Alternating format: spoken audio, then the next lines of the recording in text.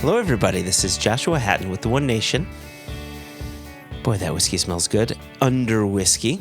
I'm joined today, and I'm joined, as always, by the very sleepy, the very tired, the very can I take a nap, Jason Johnston Yellen. Jason. I tell you, I would take great umbrage with what you're saying, except it's all true. So I got nothing in response. I tell you what's a little bit weird right now, though. So we sometimes have it with friends who are regular listeners of the podcast. And when we hang out with them, they'll sometimes say, gosh, I feel like I'm in an episode of One Nation Under Whisky right now. This is really weird.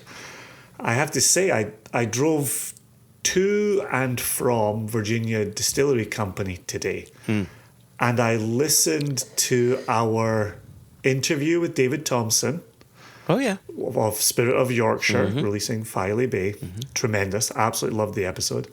And then I transitioned, after that was done, to listening to the latest Extra Extra.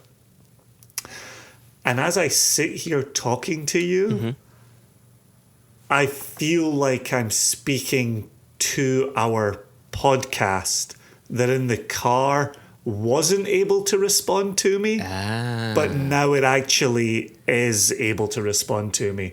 It feels a little weird right now that I'm actually speaking on our podcast as opposed to listening to our podcast. So after listening to two long, well, one long and one not so long episode of our... One Tight 35. One Tight 35.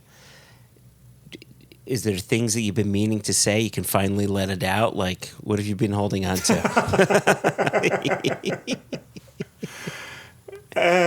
Only, after I re-listened to our Matt Hoffman episode and I was either meeting with you or texting with you and saying, that was fucking brilliant. That was such a good interview and episode. Yeah. Today, in listening to the David Thompson, I just felt the exact same way. In each case, we've embraced the nerdy, and we haven't given up on it too soon. We've really continued to ask and probe, whether it's about peat extraction or fertilizer for barley or whatever it happens to be, right? Yep. We've really burrowed into the topic, and that's really great. And in listening back to it, I've found myself in listening to it thinking, oh, you should ask that question. And then the next question out of either your mouth or my mouth is the question that I've been thinking of. Yeah. And when that happens, I know, okay, we're really delving in here. We're really getting to the bottom of something. So yeah, honestly, just sitting back, it sounds terribly narcissistic, and I try not to be narcissistic, but I enjoy sitting back and listening to it and enjoying it, right? Like, it's enjoyable, and I think, yeah, that was good. If I was a listener listening to that episode, I'd be quite happy with the time that I spent on it. So there you go. I don't know if you heard it. I'm sure the listeners heard the sound of us patting our own backs as you just now. Yeah. I tell you, a takeaway from listening back to the full episode and then thinking about other episodes. You actually did mention them in the episode with David, the Omac sisters. Who are Whiskey Sisters Supply out in Colorado. Yep. And in talking to them, where they were saying, yeah, for us, our soil is actually very nutritious. It's full of nutrients. We actually have too many nutrients. We need practices that aren't putting more nutrients into the soil. And then listening to David talking about, yeah, planting a tree for every bottle of whiskey sold is a wonderful idea, but it doesn't affect the soil today. We need to be affecting the soil today. Yeah. We need different practices. And then my takeaway from the Omax sisters was, okay, one size solution doesn't fit all. Right. And that was reiterated with David Thompson, right?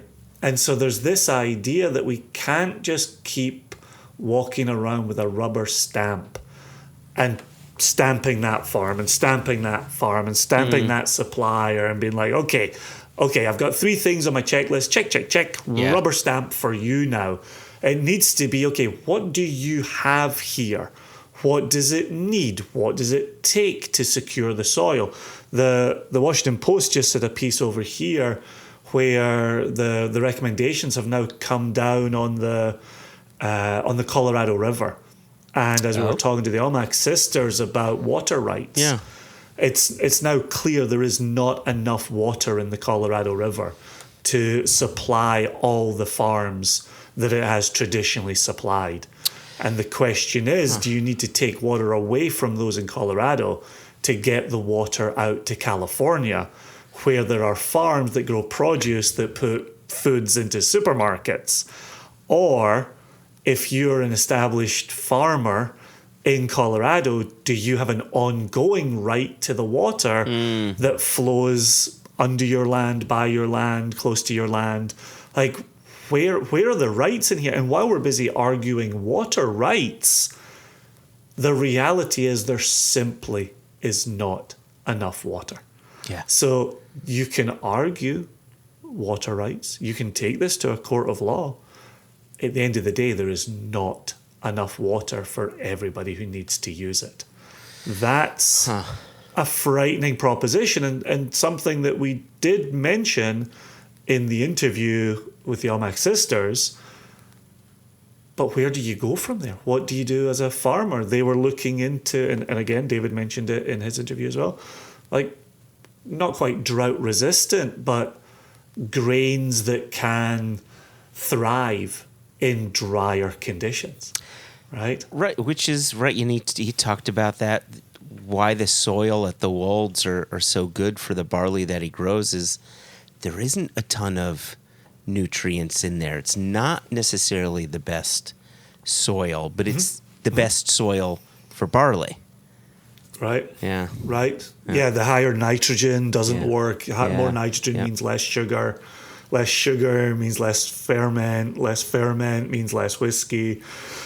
Yeah, and so it's trade-offs, right? I just mentioned this earlier about why I'm so tired. I was up early and driving to and from Livingston for VDC today, Virginia Distillery Company, talking to Amanda Beckwith down there, right? It's trade-offs. We're working on trade-offs. Where do you pull from? What do you use? What do you supply? What do you lay down? What do you let pass? Can they distill more than they're currently doing? They're on 2 shifts a day and weekends off. It's been a good 2023. We're having all the conversations. I'm starting to feel what are the solutions, right? What are the ways out of this? What's the way forward from here? And so those thoughts continue, and those become questions for future interviewees. And on we keep going. So I will say, you had made mention of this, and we discussed this with Jess. We got progressively drunker in that complete episode with David. Oh my god! But I don't think we got sloppy. Like, I was expecting to hear us get a little sloppy. We didn't get sloppy. We got a bit silly. We had some fun with the ice cream man. Yeah, I just feel as if maybe not you as much as me. When you get drunk, you are perfectly coherent. You don't slur. But when you hit that wall, man, you're like, boom, done. But me, I slowly start converting, into cursive speak, and I was just getting more and more like, yes, but maybe I'm more hypersensitive to it. You didn't hear how drunk I was? No, oh, thank God. I'm like you came up with discovering yams. But I had that in the chamber for a while. Discovering yams is so good. If I do say so myself. Before we go over to today's subject, I do I have fired up the PDF machine for a second time. I have an email in portable digital file / format for the gathered masses to enjoy. And it comes to us from the Ice Cream Man. I'm an ice cream man. Dimples I was passing by. I liked you playing that. Thank you. So the Ice Cream Man writes, guys. The original was Dear JJ&J. Now it's guys. Oh, okay. So he wasn't the one who started off with so. Okay. So guys, thanks so much for reading my email on your latest podcast, Season 7, Episode 4. This was, he'd written in with hosting a small blind tasting, and our Linkwood was in it, and our the refill sherry Linkwood, and our Paul John was in it. And it sounded like a fantastic blind tasting. And so he says, I loved Joshua's middle-aged white man's confidence regarding the pronunciation of my last name. But unfortunately, he was not correct. We can write a book on the pronunciations you've made that were not correct. Oh, come on. A book? Maybe a novella. Let's call it a novella. I wouldn't call it a fully flip. Somewhere between pamphlet and book. Somewhere between there. So his last name is Hagen. Hagen. And the reason he's the Ice Cream Man is because somebody in the podcast thought it was Hagen. So it's actually pronounced Hagen. Like Sammy Hagar. Which is, it's actually raised more problems because he's spelled it phonetically HAY-GEN. Oh, it could be Hey Jen. Exactly. I don't think so, though. Like, no one has the last name Hey Jen. So you're just Hey Jen. Hagen. Nah, you think so? Hey Hagen. So Hagen. Hagen. Like Cajun? So he says Hagen rather than like the Hagen in Häagen-Dazs. That said, I'm sure 150 years ago, my ancestors in Norway would have pronounced it like Häagen-Dazs. So I'll give you partial credit on this one. He is far too generous. Far too generous. And he says, please keep me in mind next time you're hosting something in Chicago. I'd love to attend. Yours truly, Chris, the Ice Cream Man Hagen. Unless it's Hey Jen. Oh my gosh. Well, we'll find out in his next email to us. Yeah, it's got to be Hagen. It's got to be Hagen. Hagen. Yeah, with that soft Chris, G. the Ice Cream Man Hagen. Yeah. So there you go. That came in, and I immediately saved it as a PDF. I knew I wanted to cover that one with you. This is my new go-to move. I am very fond of it. Immediately saved as PDF. Yeah, I actually saved it as a Corel Draw file. So hopefully you can fire that up. I actually narrated it to myself in an 8-track. An 8-track. I did like the screen grab that you shared with me from the Facebook group that you accidentally created. Yeah, which there was a poll on it recently. What's more old man, to save an email as a PDF or accidentally create a Facebook group chat? And I'll have you know, as it stands right now, I think there were 12 people that say converting an email to a PDF was far more old man, whereas the accidentally creating a group chat, how many people do you think? 5. 3. Wow. Gosh. 12 to 3, an email as a PDF. That's tough.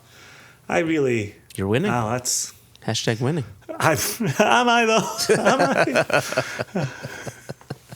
I was here. I've got one more thing to mention, and then we'll start focusing in on Kurt. Yeah, we got to get to Kurt. Yeah, we got to get to Kurt.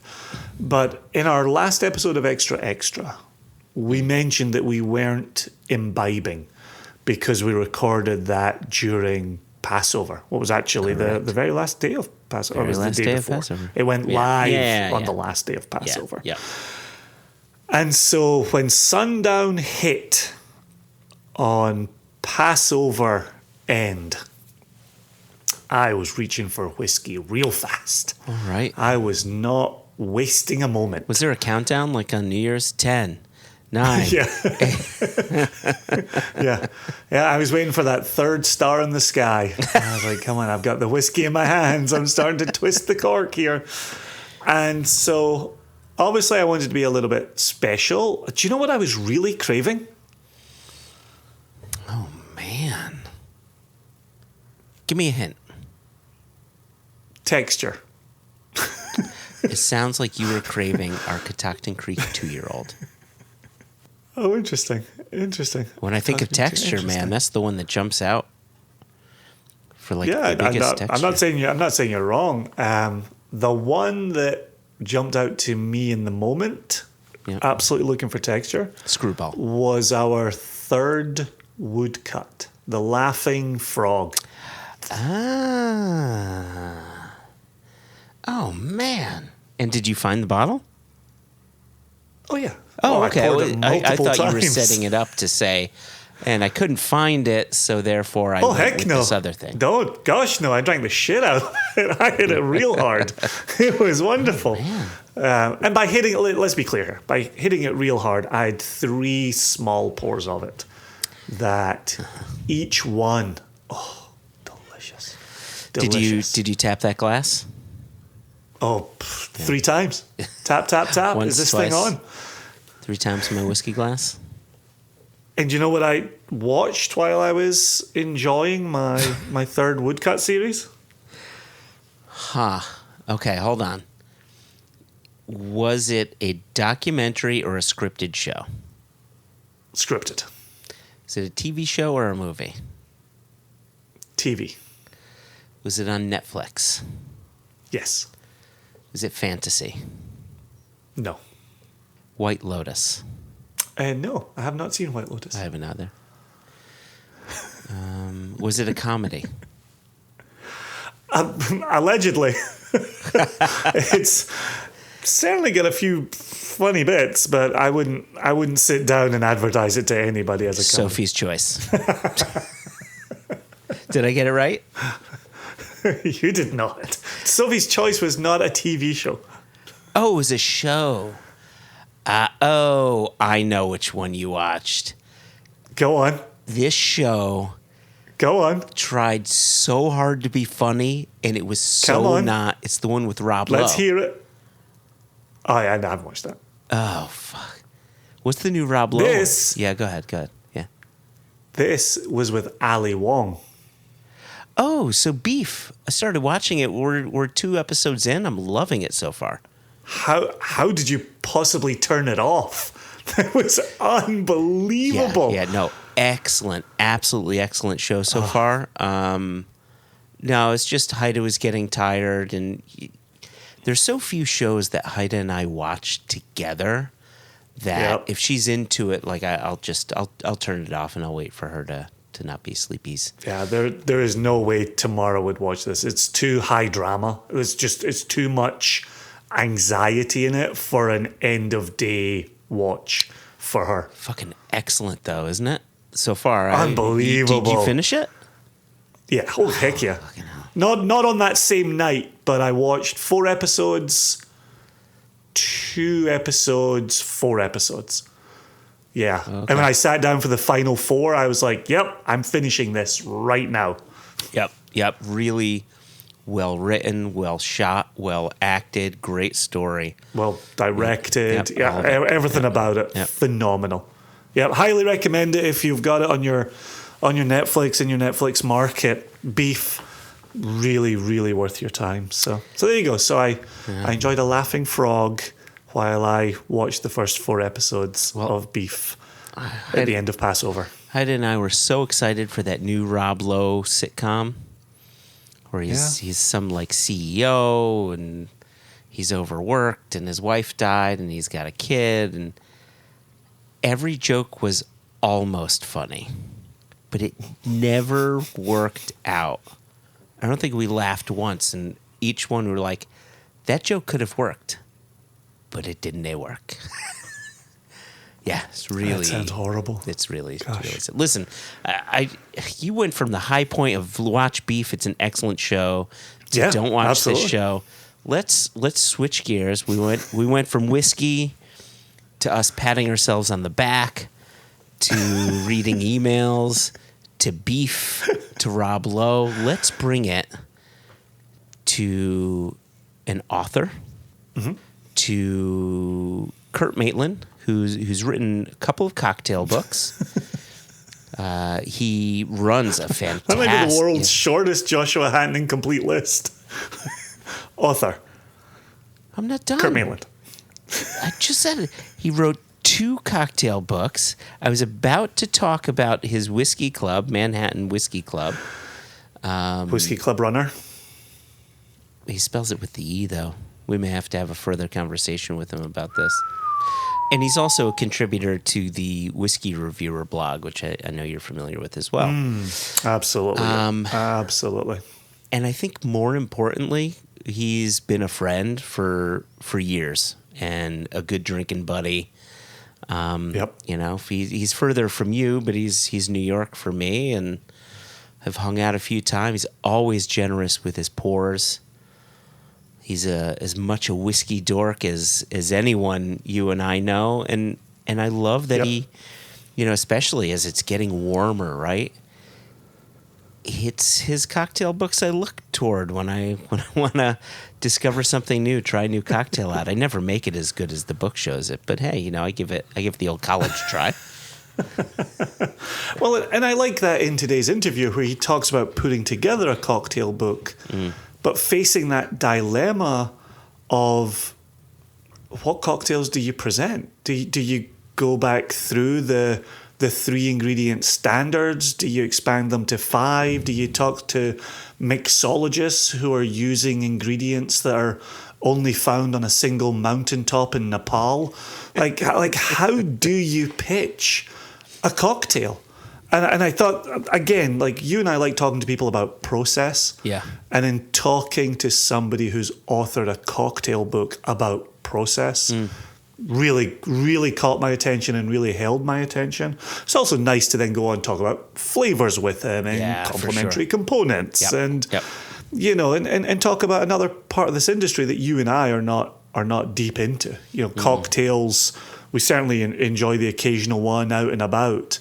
We don't go in search of them. We're not making a whole bunch.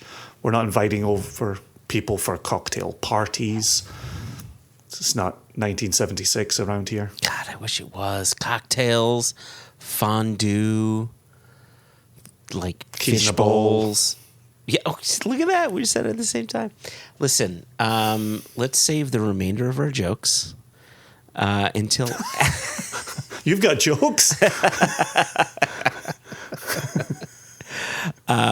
Listen, let's hand it over to our good friend Kurt Maitland as we talk whiskey, we talk cocktails, we talk writing, we talk process, and so on. Here we go.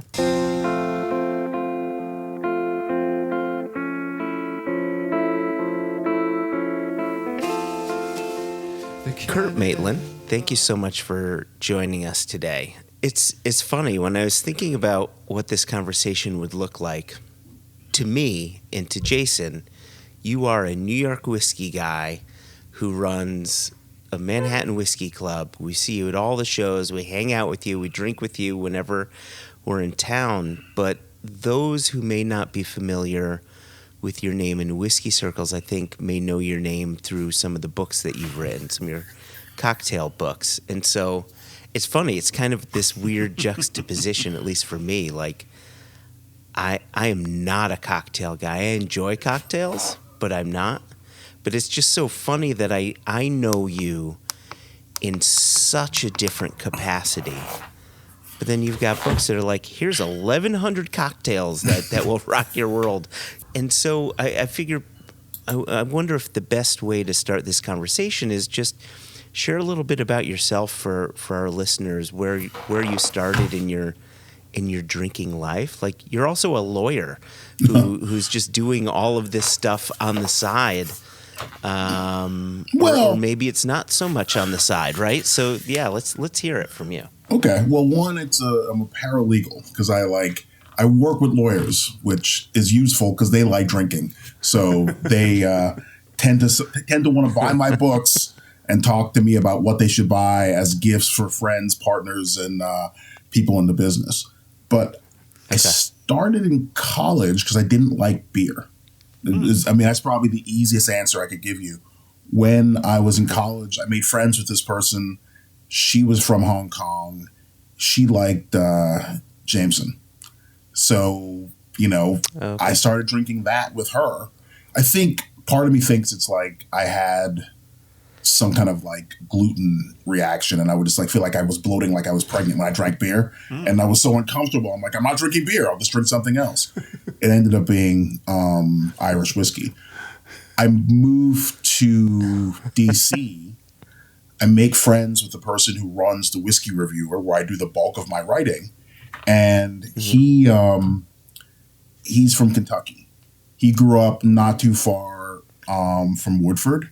So, like, he grew up smelling bourbon. He taught me a lot about bourbon, just us hanging out and, like, watching boxing or watching sports and just BSing about whatever. And then when he moved to Portugal, he wanted something he could do and gain some money. But, he's not a Portuguese citizen. He can't have a normal job. So he's like, I'm doing a whiskey web magazine. And he's like, you're in New York. The whole placement of New York is very key on this. He's like, all the events go through there. Can you help? I was writing about music on the side. And so all of a sudden it's like, okay, I can write about booze. It's like, and so I start doing it. And then I did like a crash course. Basically, the first time I talked to, any of the old timers, the people who had been in the industry for like 30 years, I realized how much I don't know. So I buy a ton of books. My major was history. So I'm like, great. I'll use my history knowledge, read these books, kind of get it in my head. My whole point when I interview people is I don't want to be the boring interview. You don't want it to be that you come up and that person starts shaking their head. Oh God, it's this guy again. They're gonna ask me the same dumb questions.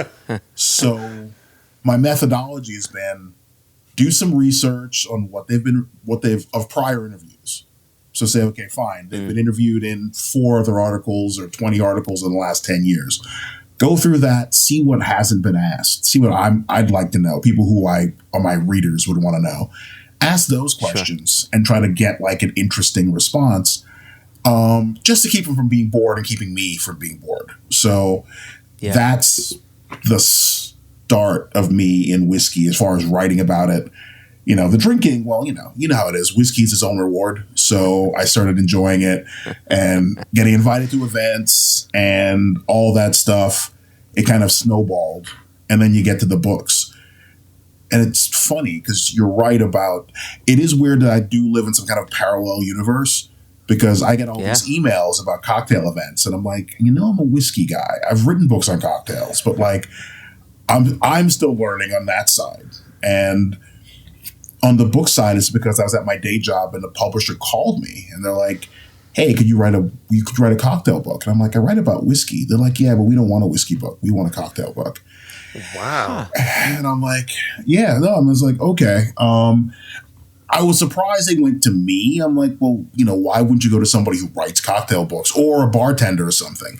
I think the rationale for that first book was that they wanted somebody who wasn't a cocktail pro, but maybe could like guide people through that universe. Like kind of, I'd hold their hand and give them, I'd have to learn the basics. So I would teach them what I learned and then do things to make it more interesting for the general public. And it is weird. I was in Baton Rouge and I was sitting there with a friend and my friend mentioned my name and the bartender stopped. He's like, are you Kurt Maitland? I'm like, yes. He goes, did you write Drink? Yes.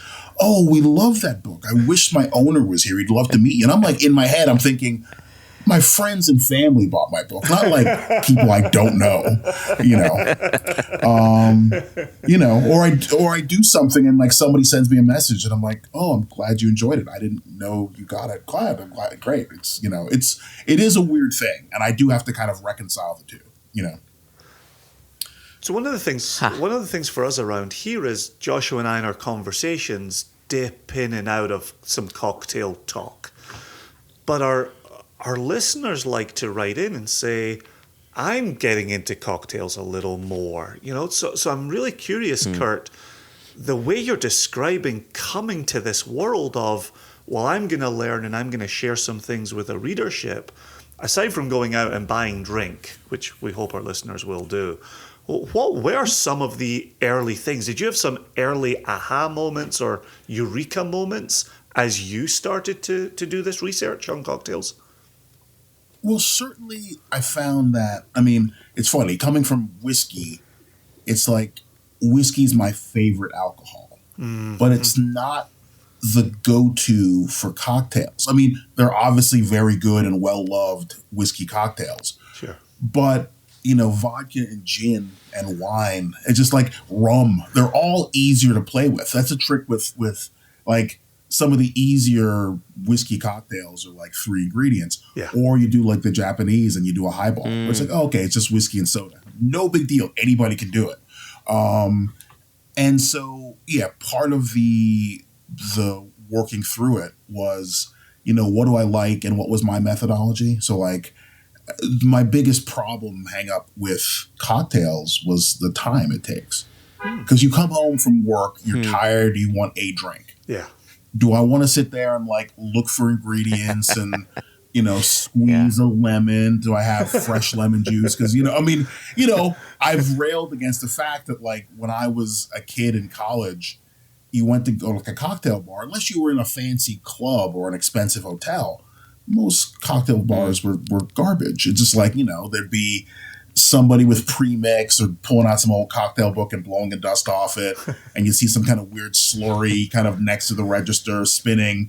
And that was the margarita machine or whatever. Whereas now everything's fresh. Yeah. So, you come home and it's like, okay, well, so I'm going to, let's say, make a simple syrup. That's 5 minutes. I'm going to, squeeze some lemons so that I have, fresh lemon juice versus using the stuff from because it is better. Like, simple advice I can give anybody. Is it? As far as, well, I'm sure, do it with orange juice or especially with citrus. It's nice to get it fresh. You can make it work not fresh. It's just like, if I could go with fresh, I do it. But again, you come home from work, who really wants to spend 15 minutes getting stuff ready to have a drink? It's like, no, there's a reason people grab a beer or have some wine or have some whiskey. Because you know what? Oh, here's my whiskey cocktail. I pour it in a glass. Okay, we're good. Sit down, have a drink. That's it. And so, that's how I started. But try to do things, make things simple. And also, in regards to cocktails, like I find mistakes in some of the recipes, but you only know them as a mistake if you know whiskey. So like, here's an example, something like a rusty nail. Now, the problem with a rusty nail is that Drambuie is ungodly sweet. A bunch of rusty nail recipes never mention that the whiskey in question should be a smoky whiskey.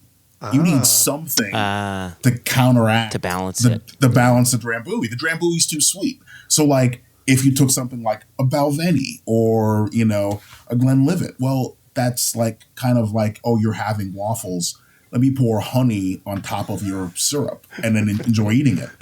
It might work, but the way that a rusty nail's supposed to work is you get a blended smoky scotch or a smoky scotch, and then that kind of balances out the Drambuie. I find, because I don't really favor sweet in my drinks, reducing how much Drambuie, because it's supposed to be like half and half, and like really nobody wants half a glass of Drambuie.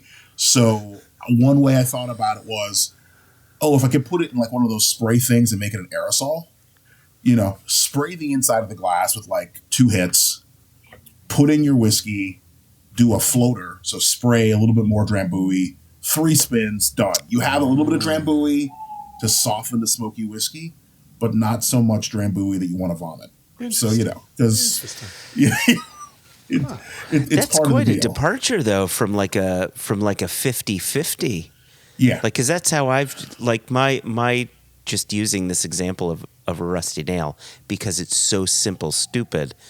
Like, it was 50-50 of Johnny Black and Drambuie and put it over some ice and away you go. And I agree, like, that is a sweeter drink. Yeah. But, like, That's really the drink. like, just doing That's this. really it.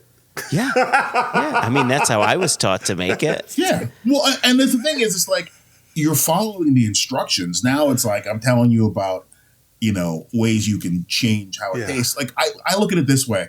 Cocktail books are basically like recipe books. Nobody uses the recipe book and makes it exactly like the book after the first 3 or 4 times they make it. You're going to modify it for taste. So in your case, like when you get a chance, you want to do a rusty nail, try to change the ratio. Maybe make it 2/3 Johnny and 1/3 Drambuie. You still have the sweetness, but it'll just calm down that sweetness a little bit. You'll still have it there, but it won't be as much. Yeah. It won't be as present, and that might make a more pleasant drink. Gotcha. Yeah, I had a penicillin. I was doing an event with the guys from Cask Chasers, and the woman behind the counter was doing penicillins. And she did that same thing. She did like a perfume bottle, and she did that with Portiscade 110. And it amazed me how little Portiscade you needed to really get that smoky Scotch whiskey coming through to, just to sort of make it truer to the penicillin. Like, that's kind of cool. Like, do you know the history of that? Like, how you discovered that? Is that something someone taught you to do? Is that something you just played around with? It's, for me, cooking a little bit.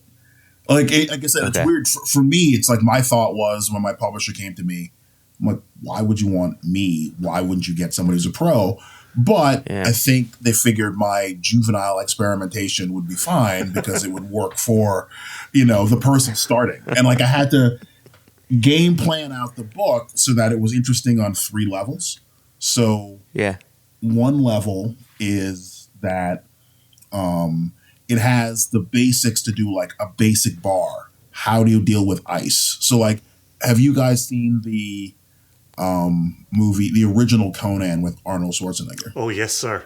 Yes. Yes, sir. Okay. Oh, yeah. So 100%. So yes. I have there's a scene in there, I think it's called A Riddle of Steel. And so I steal from that and I do the Riddle of Ice because it's something you don't think about.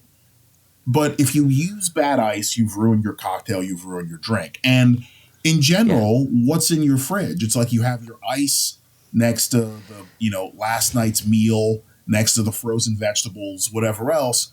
It does pick up odors and flavors. Like when I do a party, I will make ice the night before, put it in the really thick, like reusable freezer bags, and then put fresh ice in there so that I know it hasn't been sitting. Because, the instinct is watch any old movie, put your hand in the ice box, pull out whatever ice is there, crack it out. It could have been there for it could have been there to the point of almost evaporating in the freezer and dump it in. It's like, well, it's better if you use real ice and fresh ice. And that ice you buy at 7-Eleven, that's not real. It's ice. Don't ever put it in your drink.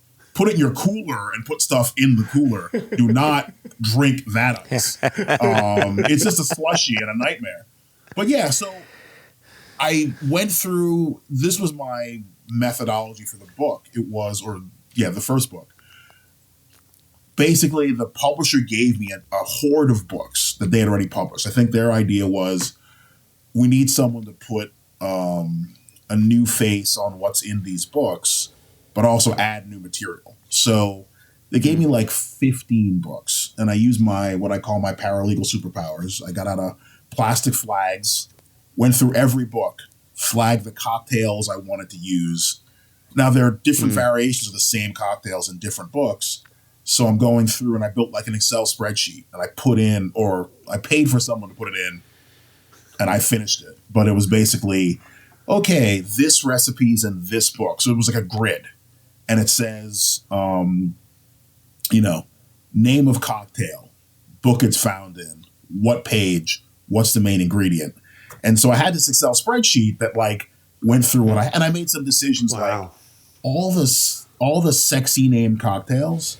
I'm like, those are never anybody's favorite cocktails or nobody I want to hang out with. So I'm taking them all out. So they're none of them in the book. I'm like, you'll find them in other books. You don't need it in mine. I just took them out. So, I did that stuff. Give us some examples, Kurt. When you're saying the sexy names, give us a couple. Okay, so what's it? Slow Screw on a Beach. That's what that was in my head. Okay, I was wondering if that was one. All those. Those are the ones. I'm like, yeah, no, I don't want them in my book. I just took them out. Okay. Because again, it's like no friend of mine is into cocktails. We go to a cocktail bar and they ask for that drink. Yeah. It just doesn't. Yeah. So I'm like, like, so I'm doing you a favor by removing it from the book. So yeah, I put in a lot of basic stuff like, what tools, how to deal with ice, that kind of stuff. But then I realized that because I personally was never a bartender. I've made drinks in my home. I've certainly spent lots of times in a bar, but I was never a bartender. I should get bartender input on stuff. So sure. My take is, okay,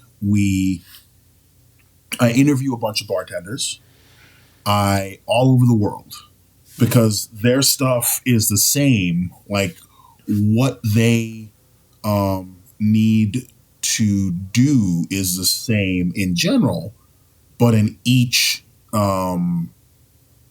state, country, you have different concerns because you don't have. It's like, hey, I don't have whiskey in Argentina. I don't have much. Mm-hmm. I might have, but I have wine. So my cocktails are going to be more wine based. Mm-hmm. I'm in Russia. Back when Russia wasn't a dirty word. And it's like, okay, well, more stuff's vodka. Or like we're using the fruits that are local to us.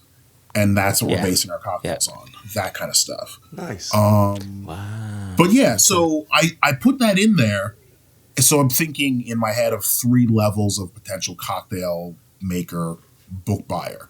You got your novice. Yeah. Okay, great. Yep. The methodologies and basic recipes are good for them.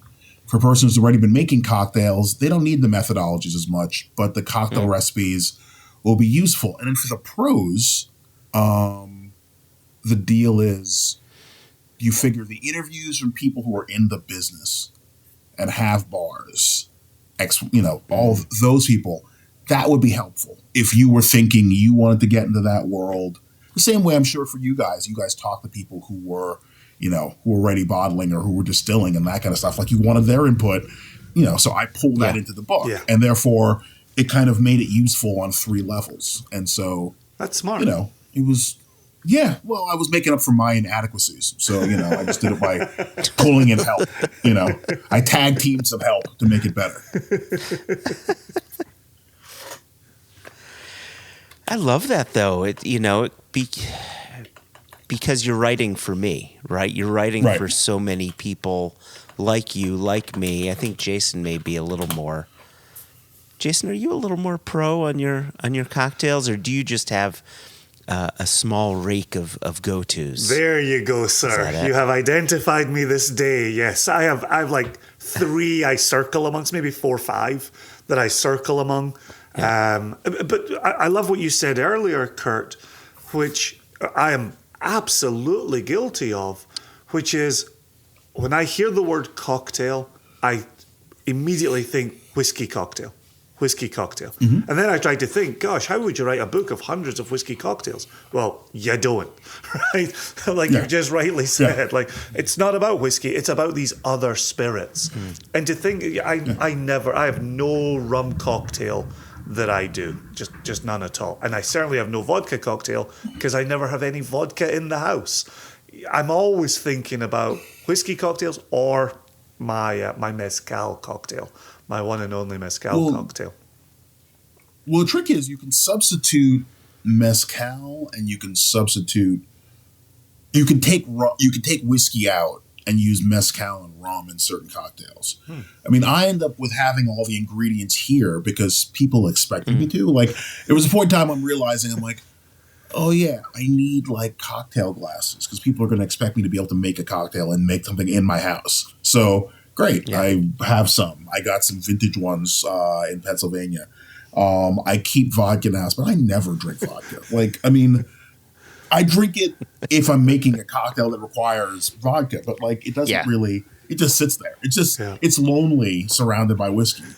Gin, I drink more of. But again, it's more because I'm making cocktails for other people, and they, that's what I'm working on. That makes good sense.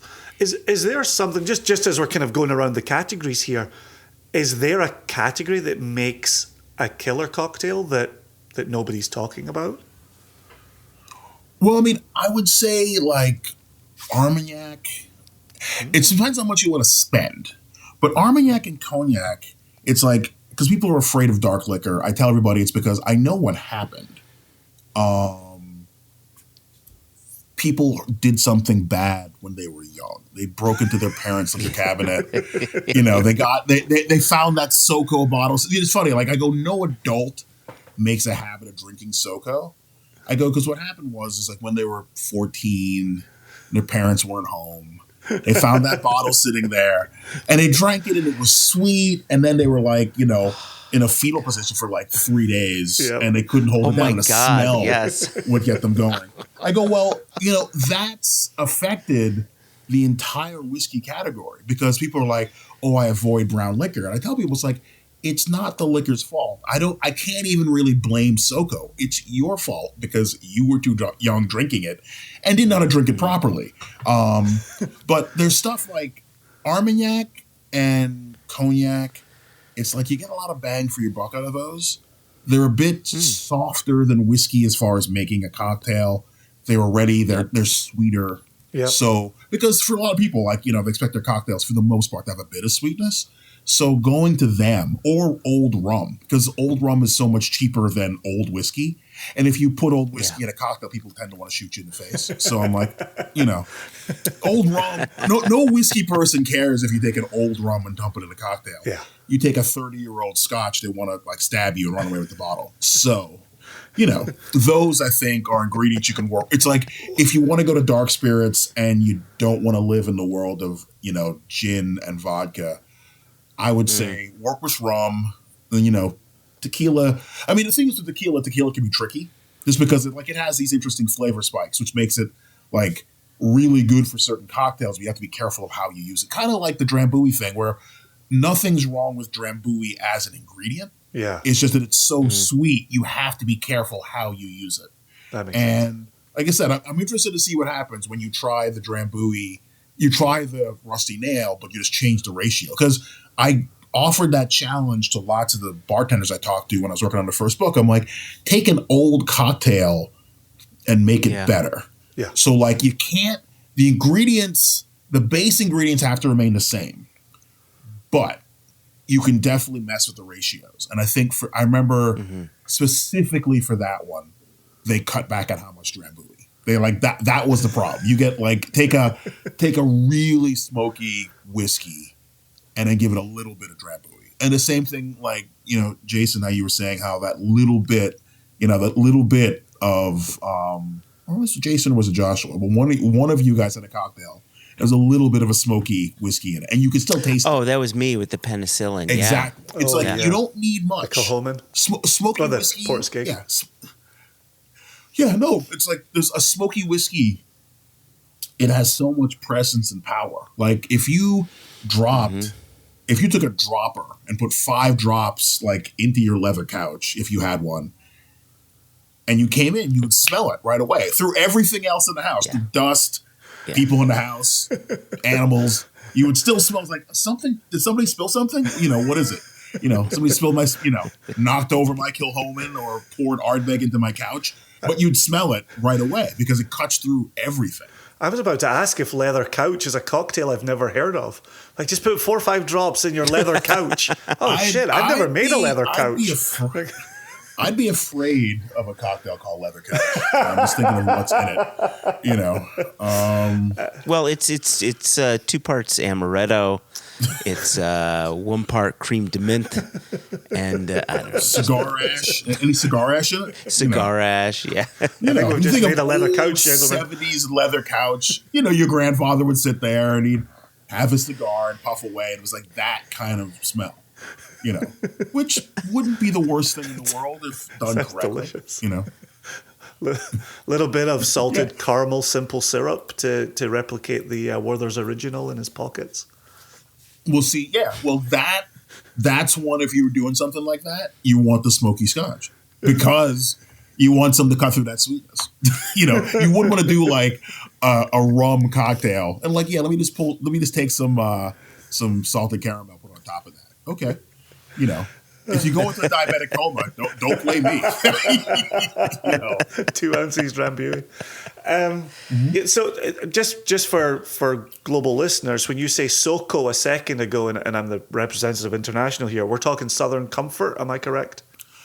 That is very correct. Okay. It's kind of like a dirty word, even though, I mean, I don't own it. I don't drink it. It's a useful thing in a cocktail, but I'd sub out other stuff to do what that does. But it's just like you get younger people and you're talking about that. It's like, or adults, and like you can see them kind of go green. You can see them kind of like have like memories of like, you know, being fetal from the punishment they had from drinking too much of that. But again, it's not the SoCo's fault. It's just like you just used it wrong. Yep. You know, that was all. No, it was Or Southern Comfort for your international listeners. well, and that's the thing. It was Jack Daniels and Southern Comfort were prevalent when I was, you know, of that age and starting to going to bars and clubs, and I never understood it. It was always too sweet, which is a topic that just came up recently. Josh and I were in Seattle to begin February with Jess and Elijah, kicking off his 30th year on the planet, and I was talking to a bar owner, and we got talking about cocktails, and he was saying every cocktail his bar manager brings him is sweet, and there was this desire among young cocktail drinkers to embrace the sweet, and I'm kind of curious because as we've said from the beginning here, I don't know cocktails, I really don't. But you even know that bit of history with cocktails. Have they always been sweet? Has there always been a category that's sweet? I know we're talking about the rusty nail and this quantity of Drambuie. Where has sweetness fit in with cocktails?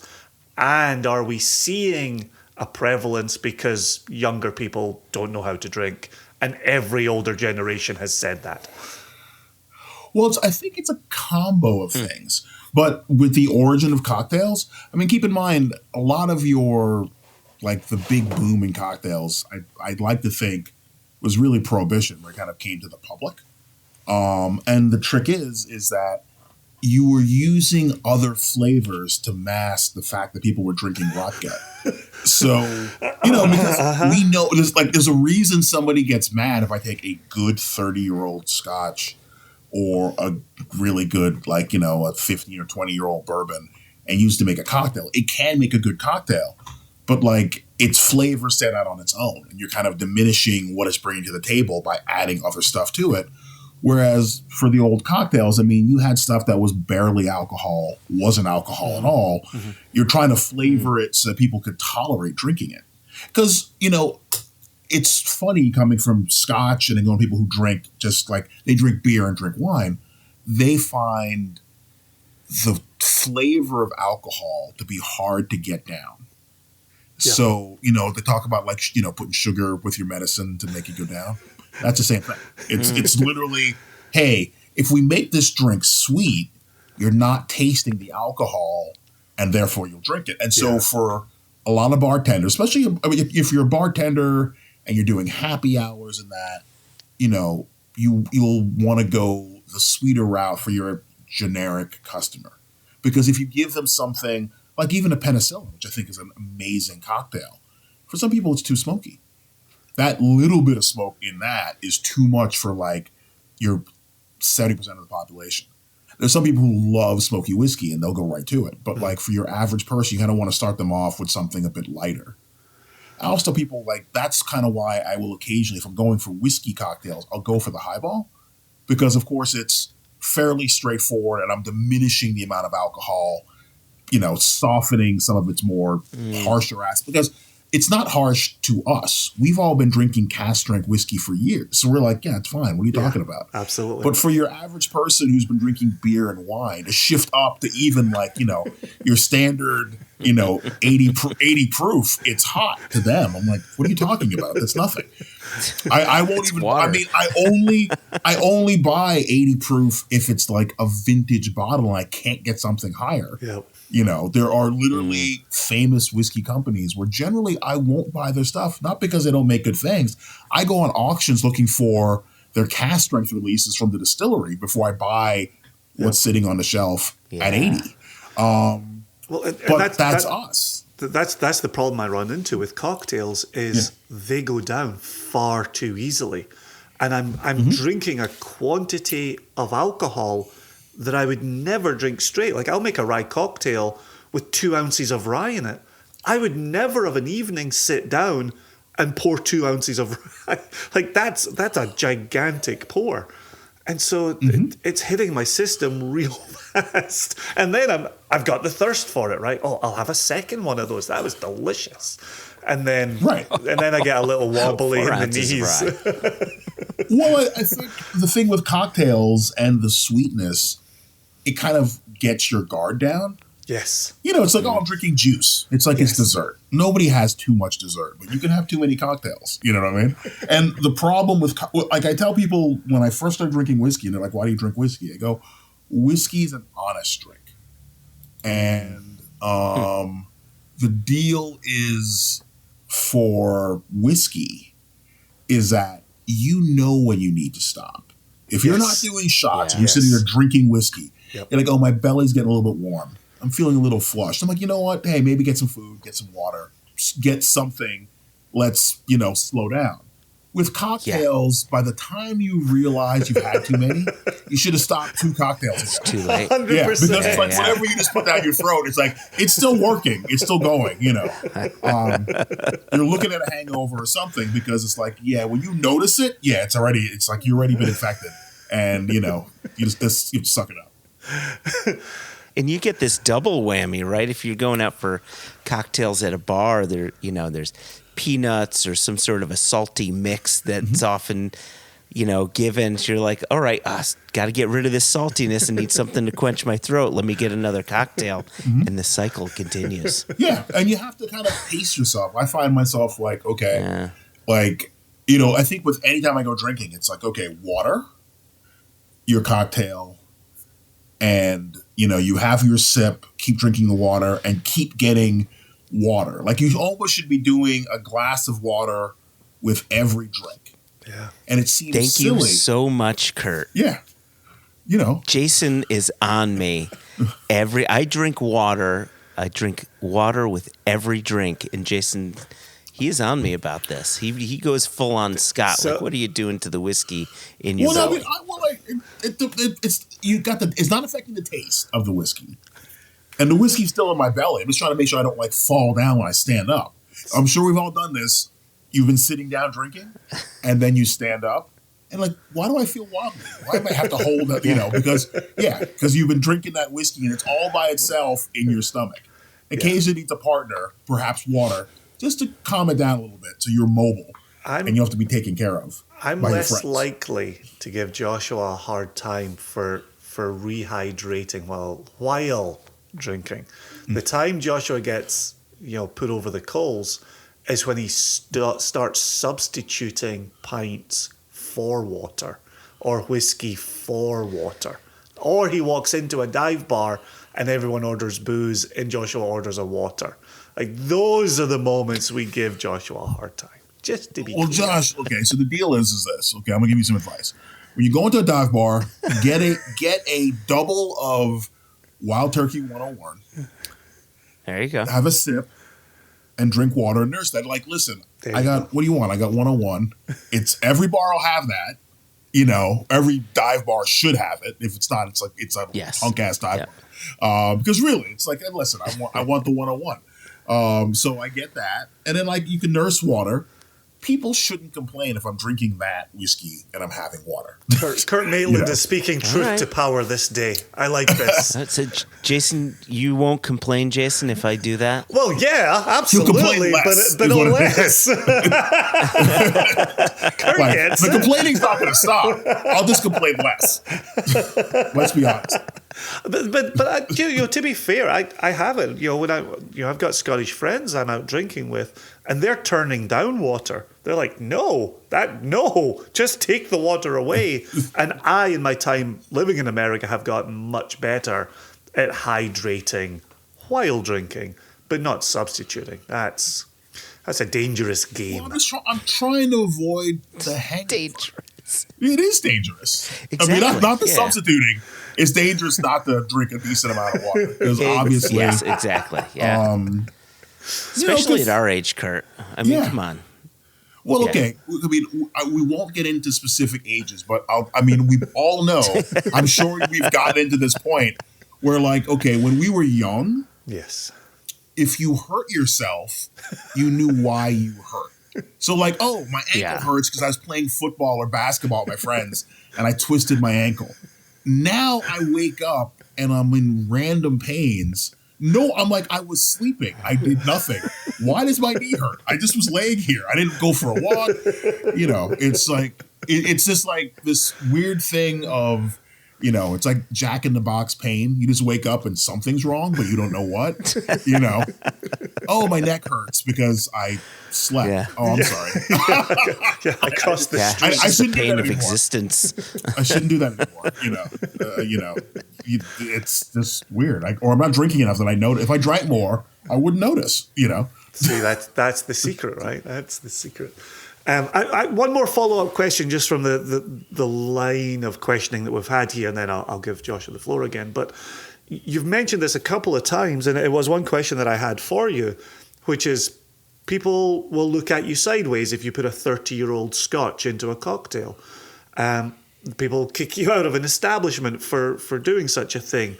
There's also this idea of you should drink what you like, and if you think that's a good flavor profile, you should do it. Now, we're getting into a world of expense here, and there's this idea of restaurants want to do the gold leaf burger and put it on the menu for $1,000, and it's all just marketing bullshit. But putting that kind of nonsense aside, do you think there's a law of diminishing returns with cocktails? And do we reach a point where there are some things we should not be putting in a cocktail? I mean, I think that the deal with cocktails, in my opinion, depending on the spirit, is that it doesn't hurt to upscale, but it's really spirit dependent. So like high-end vodka versus low-end vodka, there's not much difference. I mean, really, you're talking marketing and somebody paying for a bottle. But just generically, if it's actually vodka, there's not so much of a difference.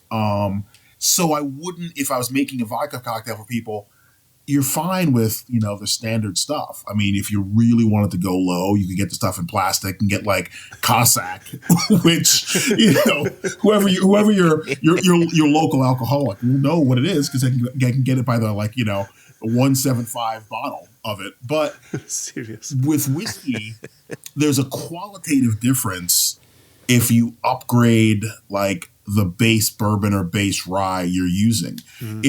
So for example, if you used Wild Turkey, the 80 proof Wild Turkey, and went to the 101, you would taste it because it's more alcohol. It's a stronger flavor. I think with like a rye, like I'd take something like, like the Michter's standard bourbon or the Four Roses, like, one of those, it's going to have more bang in your cocktail than, let's say, generic Jack Daniels. Or, if you're doing Jack Daniels, go to like Gentleman Jack. It's like for whiskey, because I mean, that stuff, it tastes better neat than the standard releases. So there's certainly generally for your cocktail, it should be better if you put a better whiskey in. But I find that like I don't have a reason to do that with, let's say, 20-year-old, 15-year-old. I think it's just like maybe if you have 3 categories of whiskey, go to the middle class whiskey, not, go there. I think with rum, certainly better rum, but again, middle class rum doesn't hurt. Gin.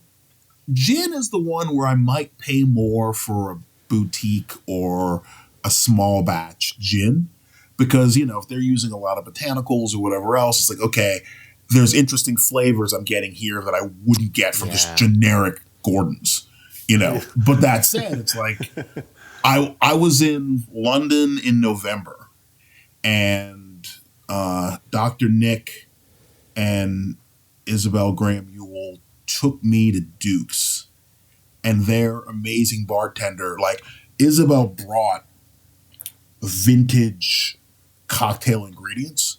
So like a Gordon's from like the 60s, an old Campari and something else. And like I'll send you guys the link, but I have like the bartender making Alexandra, I believe, making the cocktail. And definitely, even though this stuff was old, and it was vintage, it was amazing. People are staring at this, and I'm like, yeah, it's not for you. It's just for us. His guys got some because obviously he made it. He needed to drink some, and the other bartenders got a taste. But yeah, so yeah, I mean, I think some people do the big like expensive spirits or the stuff in restaurants. It's more for show. Yeah, like. There's no $1,000 burger I'm looking to eat. Yeah. I mean, I could legitimately buy like an entire cow for $1,000. So it's like, why would I buy, a burger? And then Josh knows about like, buying gear. It's like, I could buy a guitar, which would last me way longer for less than $1,000. Longer than the time it takes me to have a meal and let it pass through my system. So I'm like, maybe I get maybe I get an instrument instead, or something a nice stereo system or nice speakers, something that'll last you could give to your kids or the kids you don't have, or your friends. It's something that like you can keep. Things that are disposable that you drink, I get more pleasure savoring a small taste of really expensive whiskey. You guys are remember when I used to do the old and rare? Yeah. I was happy with the small pours and just taste things, and I just to kind of build out my memory and my knowledge base of like, oh, that's what this whiskey tasted like when it was made here. And here's what it tastes like now. So I can talk about it intelligently to whoever, who decides that they want to put up with me. Yeah. No.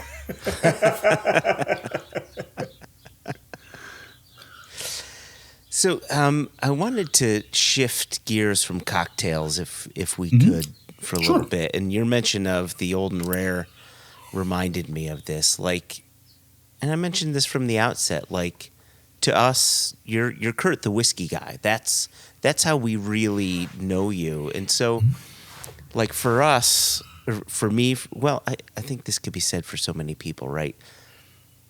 When you're drinking whiskey the way we're drinking whiskey, you're there because of the passion. You're driven towards it. There's something about you that's pulling you in. And I'm curious, like you'd mentioned before, right? You started drinking other things because you couldn't do the beer, right? So what was it about whiskey that pulled you in? Was there a particular pour? And then what keeps you going down that rabbit hole? Because if you're like us and you're going to an old and rare show, like you're in a very specific rabbit hole to be going down. And so I'm just curious how that all started for you. I remember I mentioned the whole history thing. Big fan of history, and the history of whiskey, it's more interesting than the history of like beer or gin or rum. It doesn't take anything away from how those drinks taste. But as far as like going through like the history in Scotland, going through how whiskey was developed here in the United States, how it was developed in Ireland, how it's created and worked on in Japan, that always intrigued me. And going to the festivals and like getting, I mean, you can't see it, but there's like a entire bookshelf, which is nothing but whiskey books and booze samples, but that's a whole other discussion. And, you know, it's like in my head, I'm trying to put together a puzzle and piece together how things work and why things happened and the effects of different changes. So I've taught whiskey classes online just, you know, for the Museum of Distilled Spirits. And it's fun. Like you go through and there's just things that I learn in passing, like how like the US and Europe accidentally destroyed the domestic Japanese market in the 70s during the whiskey lake. Because what happened was when the whiskey law kicked in, they wanted to find ways to, you know, somebody to sell this whiskey to. So they dumped a lot of cheap whiskey in Japan. The cheap whiskey in Japan annihilated the Japanese market because all of a sudden, like, why am I buying Japanese whiskey when I can get cheap American bourbon, cheap blends, and cheap Scotch and cheap Irish? So it wasn't like that wasn't the intent. It was simply like they needed an outlet in someplace else for this booze to go. It went to Japan. And when it went to Japan, that's what hurt, you know, the brands that we love and we miss, like Hanyu and that. That's what hurt them because there's all this influx of all this extra whiskey. But it's not like, you know, you have to go and put together all the threads. You have to like look at like, well, what's going on here?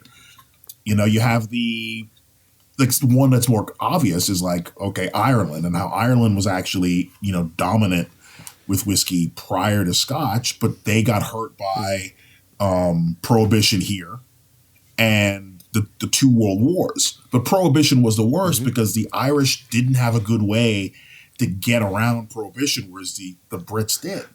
The Brits could dump stuff into Canada, and from Canada it could get into the US. So like, they still had, their spirits were still being sold. The Irish had no good way to do an equivalent. So therefore, you know, their distilleries died on the vine. And the, you know, again, World War I, Prohibition, World War II, that's a long time to be offline and having lost your customers and not having another place to get new customers. So yeah, I think it's the history and the little bits and nuggets I find as I'm piecing together in my head this like whiskey puzzle keeps me going and interesting. And of course, again, the whiskey itself.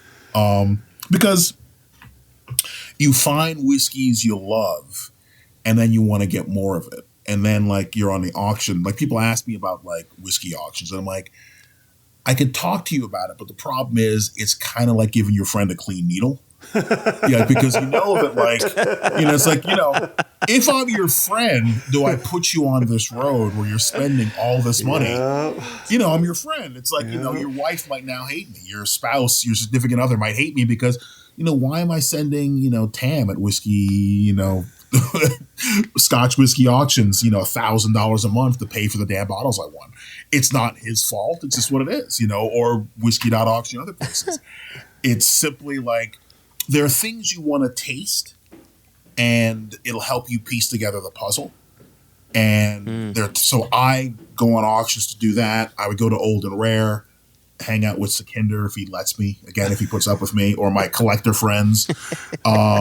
Because there's just like, you know, if you go to the festivals and you know, hang around the old hands and they're like, yeah, Macallan doesn't taste the way it used to. Yeah.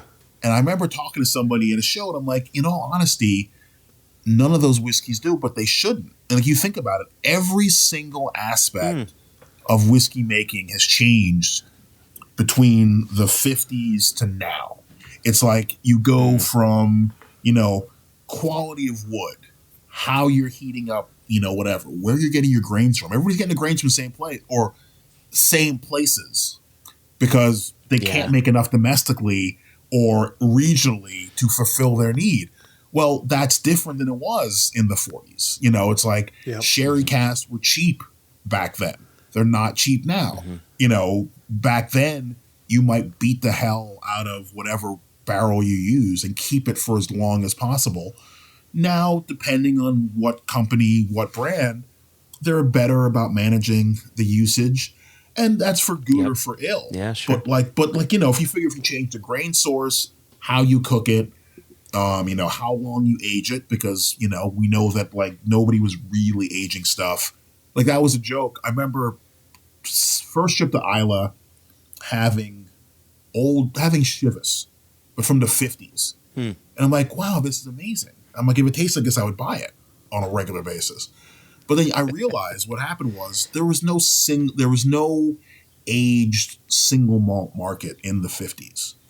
So what would happen is that like, you had half a barrel of 30-year-old Strath Isla sitting there. You know where it's going, right? It's like it's going in the blend because I want to use the barrel. I want to put something new in there. And so those are all better because there was no outlet for that old whiskey. You know what I mean? And all that stuff I love reading about. And again, it's like it's the wannabe half-assed historian in me. And whiskey lets me, keep that fantasy going for as long as possible, Yeah. No, we had that question from James Foster in the mailbag episode that closed out season 6 for us. And he was at a Talisker tasting that had been put on by me. And he'd run home afterwards and tasted it up against the old Taliskers that had been on his shelf. And even in the space of 10 years, there were significant differences. You can do the same, go back 10, 20 years on Highland Park, radically different there. Macallan is a classic that we all talk about. But, as we talked about it and we ruminated on the mailbag, it's kind of like, they're all changing all the time. And the fact that we would try to hold on to some platonic ideal of Talisker is never going to be successful. We're still marching into the future with more efficient techniques, grain sources, malting. It is an ever-changing landscape for our industry. And I don't think any of us want to be the next generation who says, oh, you like that, kid? You should have tasted it 20 years ago, right? Because that's exactly what we encountered when we got into whiskey 20 and almost 30 years ago. But that's our future, though. Right. We're going to do inevitable. it. We'll be sitting there. Exactly. And, at a bar. Inescapable. And you're like, why are you drinking that crap? It used to be so much better 15 years ago. You're just drinking swill, kid. That'll be us. Holy crap. It's not like we plan on it. It's just kind of like, just like we degenerated to that at some point. Right. It's just the inevitable, inexorable march towards the grave, you might say, as Joshua approaches 50 in 2023. But it's also... Damn it, Jason.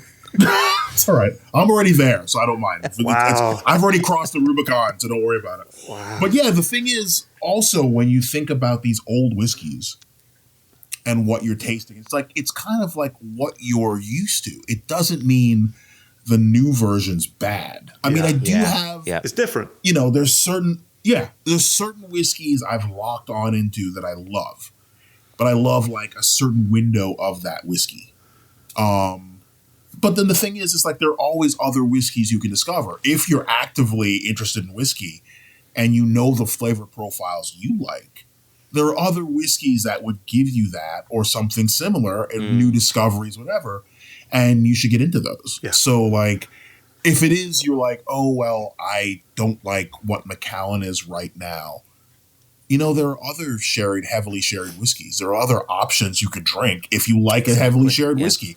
Try those. Maybe that might be closer to what you think your platonic idea, because everybody has their ideal. I mean, it's hard. People ask me, and I'm like, my first thought is to grab, cask strength, independently bottled something. Somebody asked me for like, what's my favorite? That's what I want. I want a cask strength, independently bottled something.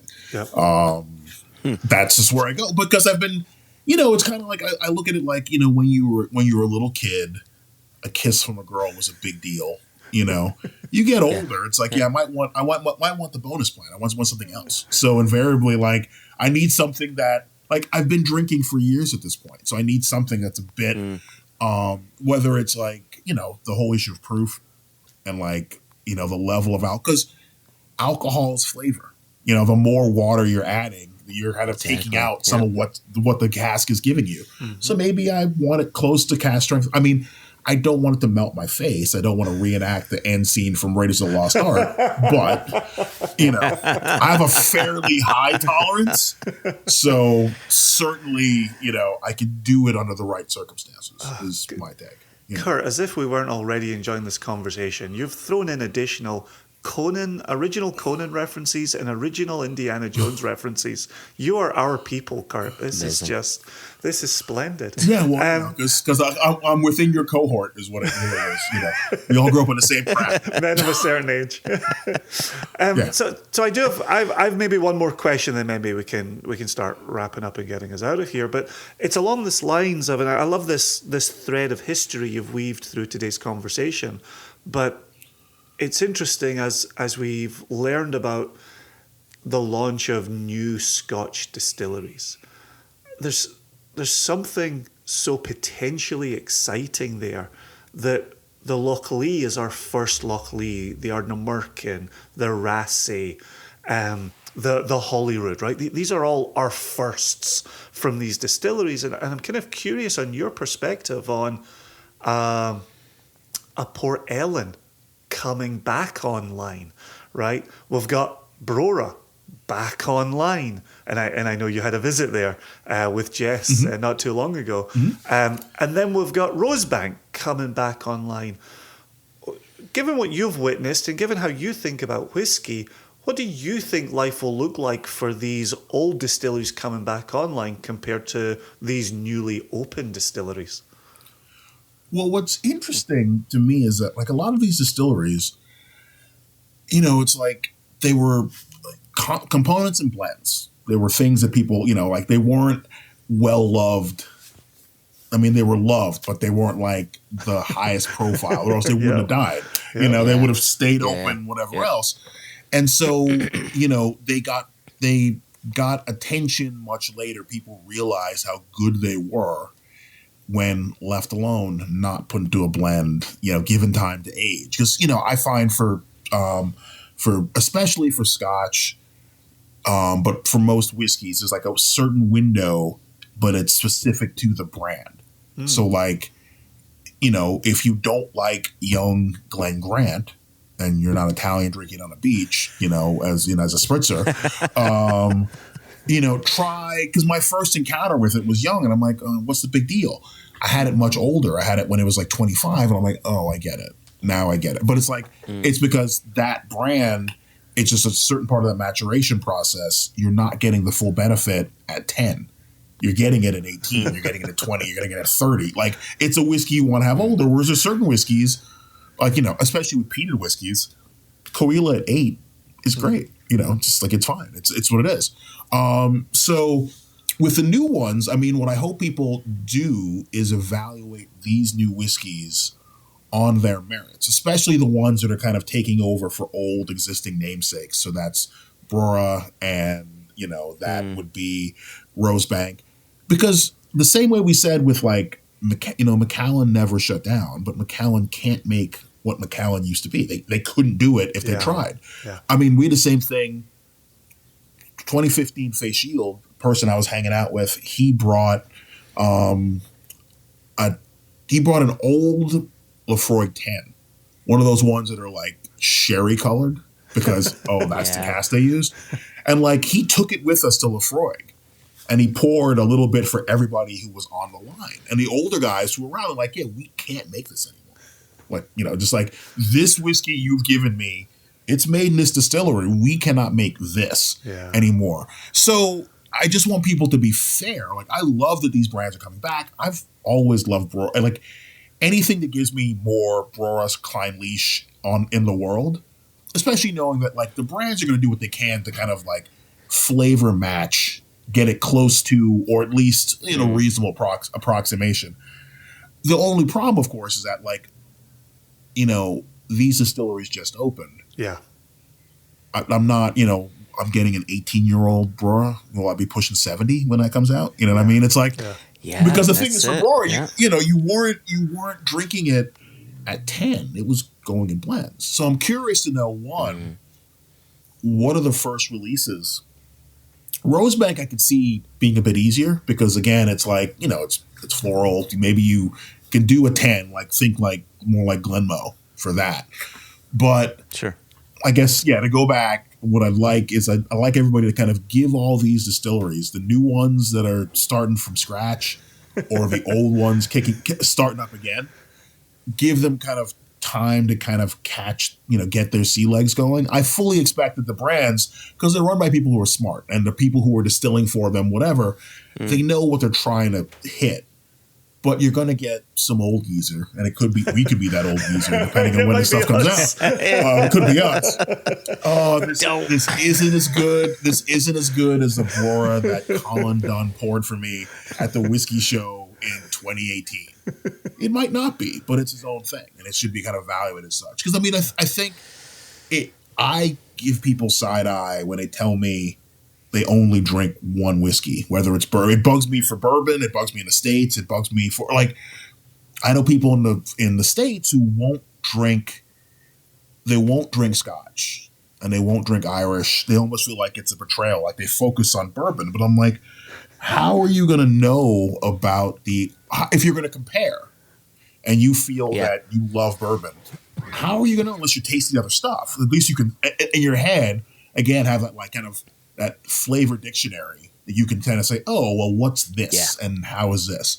And same thing, I remember somewhere, probably was at the whiskey show, some guy pulled me aside. It's like, so isn't bourbon like an inferior form of Scotch? And I'm like, no, it's whiskey. It's different in some respects, but it's the same process. Yeah, but I mean, I'm serious. It's like, I think he was...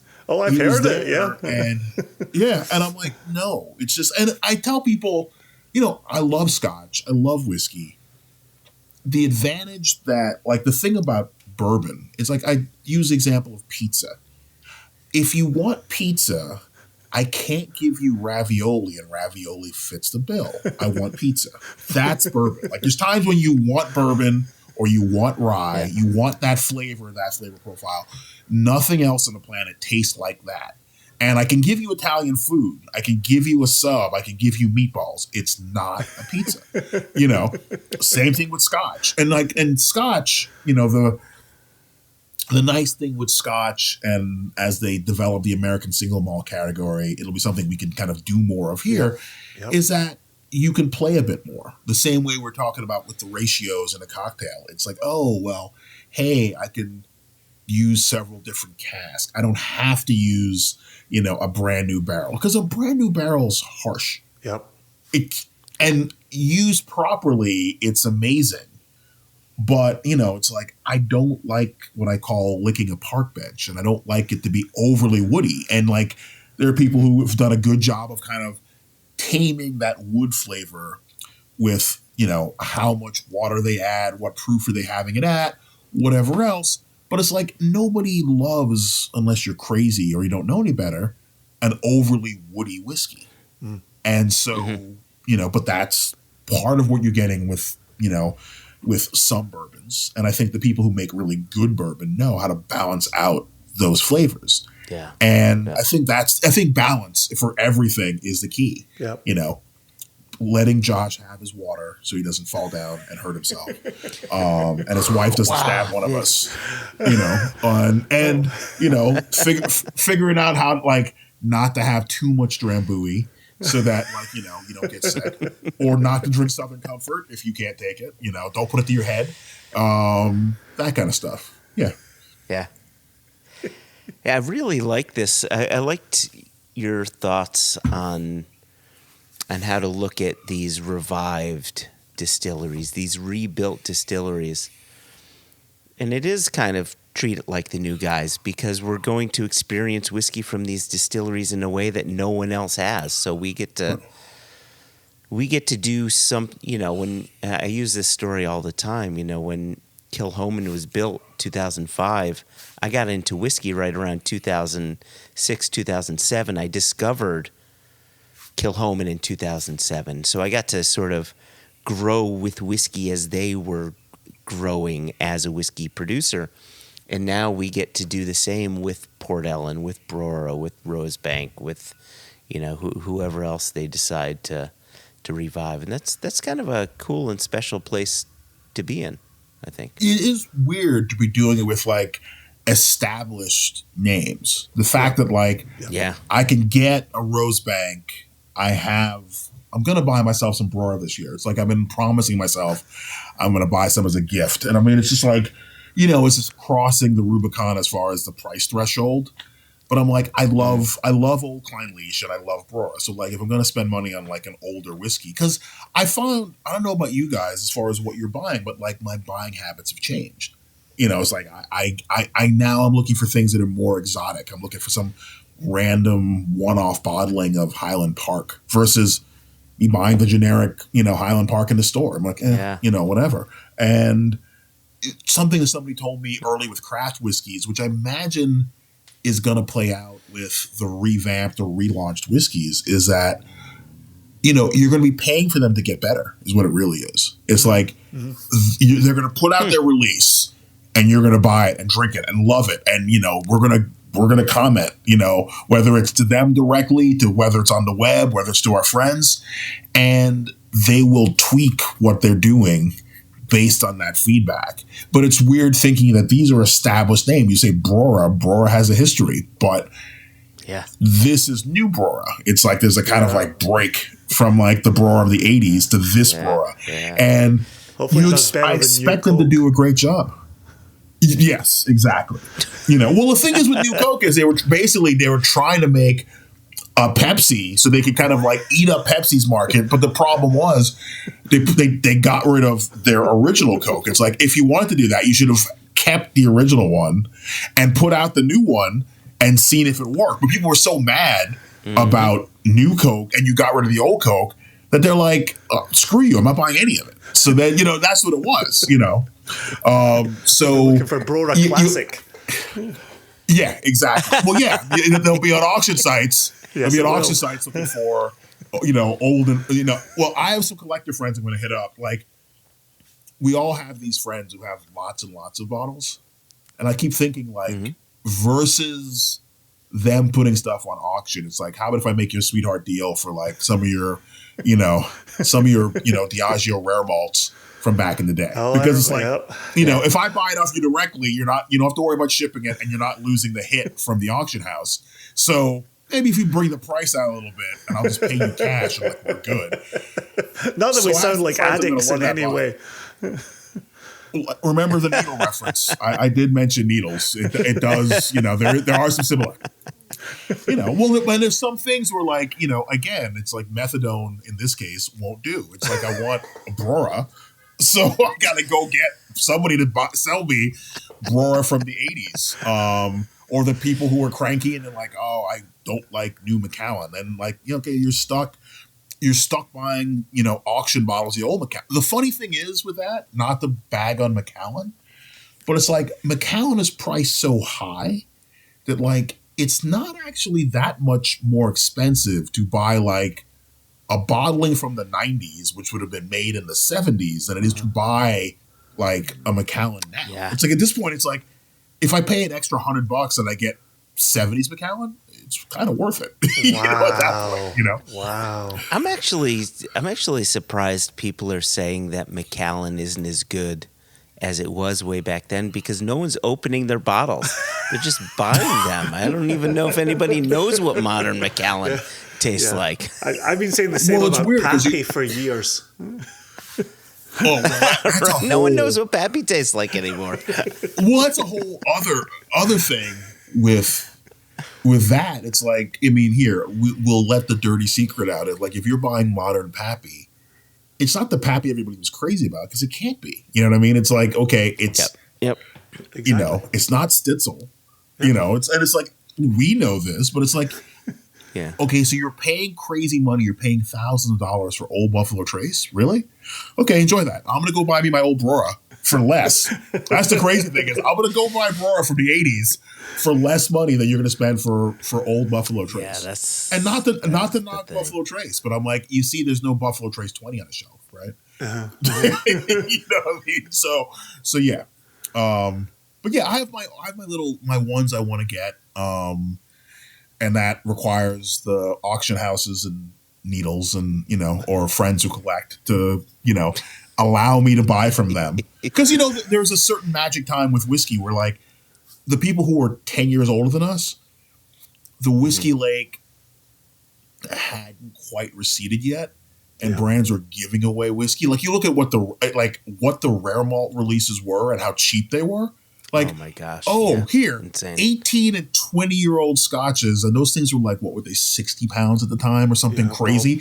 And they were like bourbon strength. Like, these weren't like, oh, it's 90. It's like, no, this will take the friggin' enamel off your teeth. You know what I mean? And it's like, yeah, I love those things, and they're not around anymore, so I have to overpay to get some. But that's the kind of stuff I'm interested in, Yeah, the trouble but it for costs me, money. When those were coming out, I was just getting into whiskey, and so for me, my journey started in '96, and seeing those hit shelves, I was just starting to learn about pricing, and the pricing then was so much more than what you could otherwise buy, but in hindsight, the price was ridiculously cheap for where it has gone since. Hindsight.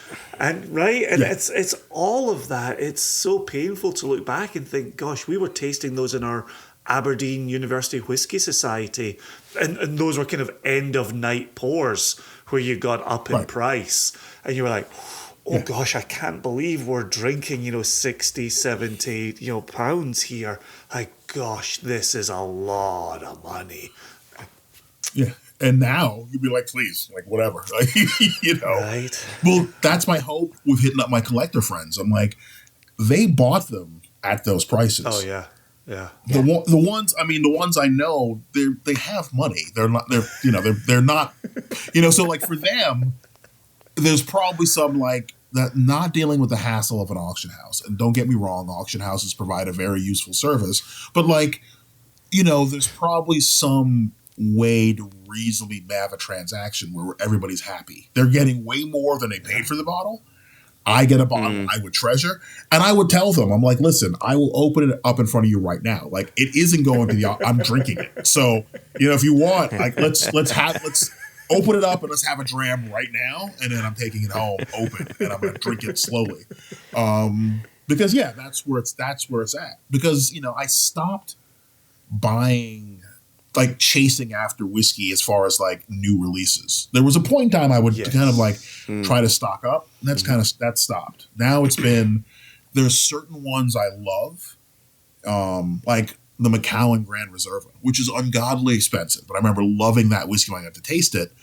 I don't know if there'll ever come a point where I'll drop the money to buy one of those. Because, again, like, that's Brora money. Yeah. I could spend that money on a Brora or an old Klein Leash or something. Maybe I'd do it there. But I certainly enjoyed that. If a bottle like that dropped into my lap at the right price, I would get it. But that's what I'm looking to get, like that kind of stuff. I don't need 50s releases. I love that, like, late 50s, early 60s Lefroy. But again, it's like same thing. It's like, but what's stupid is, expensive as that thing is, that's still probably cheaper than somebody buying like the Pappy 23. And I'm like, you do know there's a qualitative difference, right? Crazy. Yeah, like this thing is actually old. It is. They're very it's rare. Actually old. With history. Yeah, and not that the Pappy doesn't, but you're looking at decades ago whiskey. Yeah. Well, to the point where, like, again, the guys at Lefroy, like, we can't make this. That's why I want to have a little bit of it, and to share it with my friends, like, not to hoard it, to give my friends some, so they can taste it or we can talk about it. And because that's the fun part of whiskey. Like, it's not hanging around getting drunk. No, like some people would make that assumption. I'm like, no, it's like we sit and we'll talk about, like, going to distilleries or cool trips or amazing bars or like something that you had that blew you away. And keep in mind, we drink whiskey all the time. For like a whiskey to catch your fancy to the point where, like, it blows away other whiskeys. Because, what? You figure we drink 100+ new whiskeys a year? We're certainly tasting them because somebody's here, Kurt, drink this, You guys are out. Right. You guys are doing samples for your own concerns, for the things that you work with.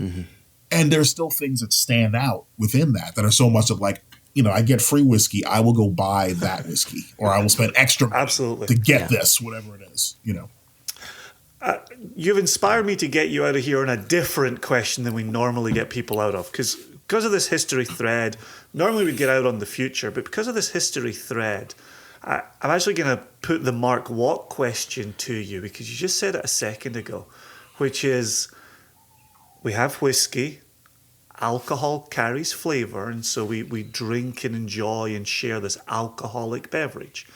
Mark Watt's question is, if we could get whiskey to taste exactly like whiskey tastes without it containing any alcohol, would you continue to drink it? I imagine I would, but I would probably drink it less. Go on. You know what I mean?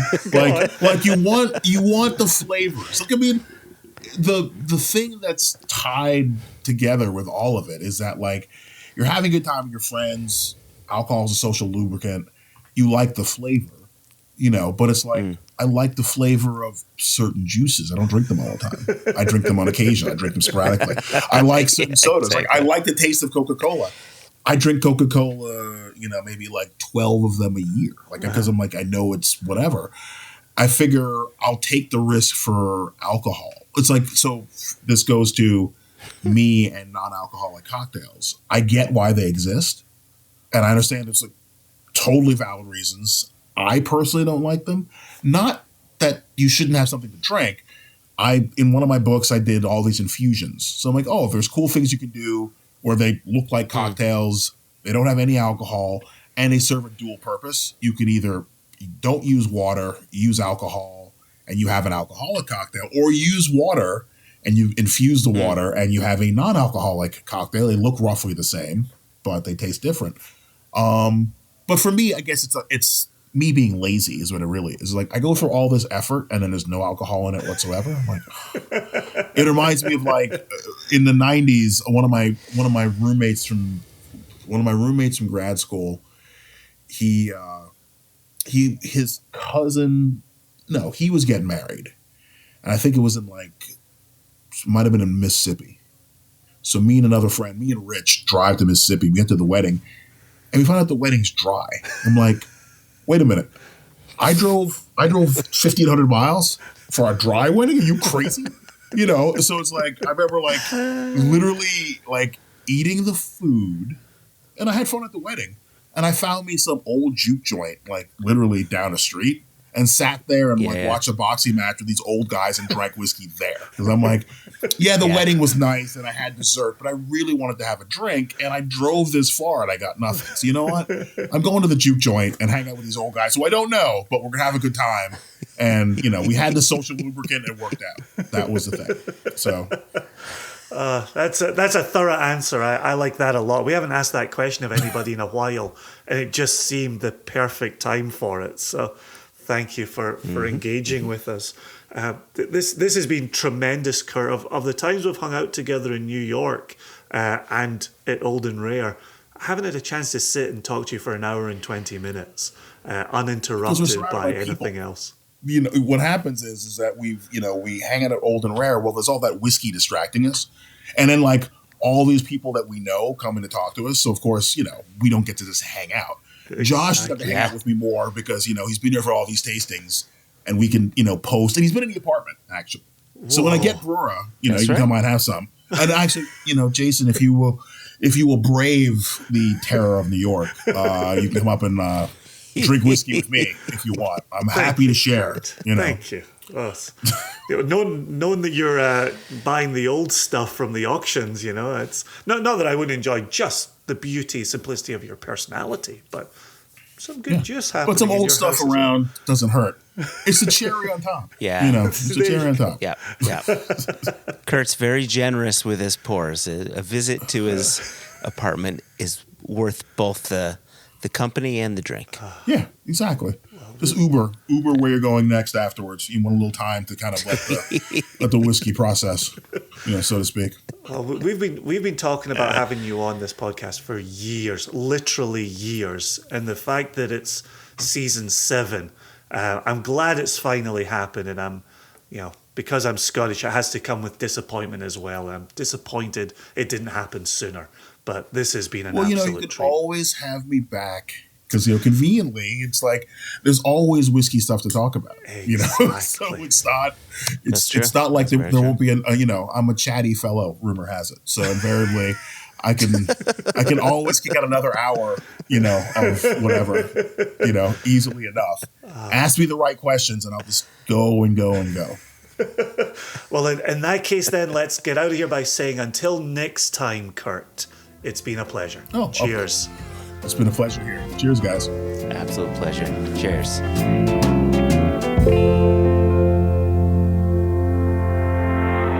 As you rightly said going into the interview, we don't get to see Kurt enough in New York. Mm-hmm. And we have an open invitation. He's very generous with his time and his pours.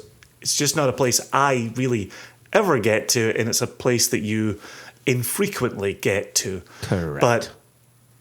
But like everyone of our other friends in New York, we're like, one day there's going to come a day we're just going to tour a series of houses and catch up with people, and it will be lovely when it happens.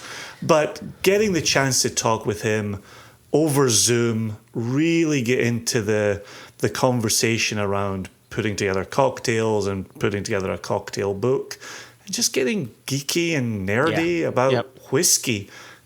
It was a great conversation, and an enjoyable conversation, and it's just nice to dedicate an hour and a bit to sitting down and talking to people. It's nice, and to be honest, this was a conversation we've wanted to have for a few years now, and I feel like we've said that a number of times. There's so many people. For sure. And there's, like Kurt, friends within the industry, people we've known for years that we simply haven't gotten them on the podcast yet.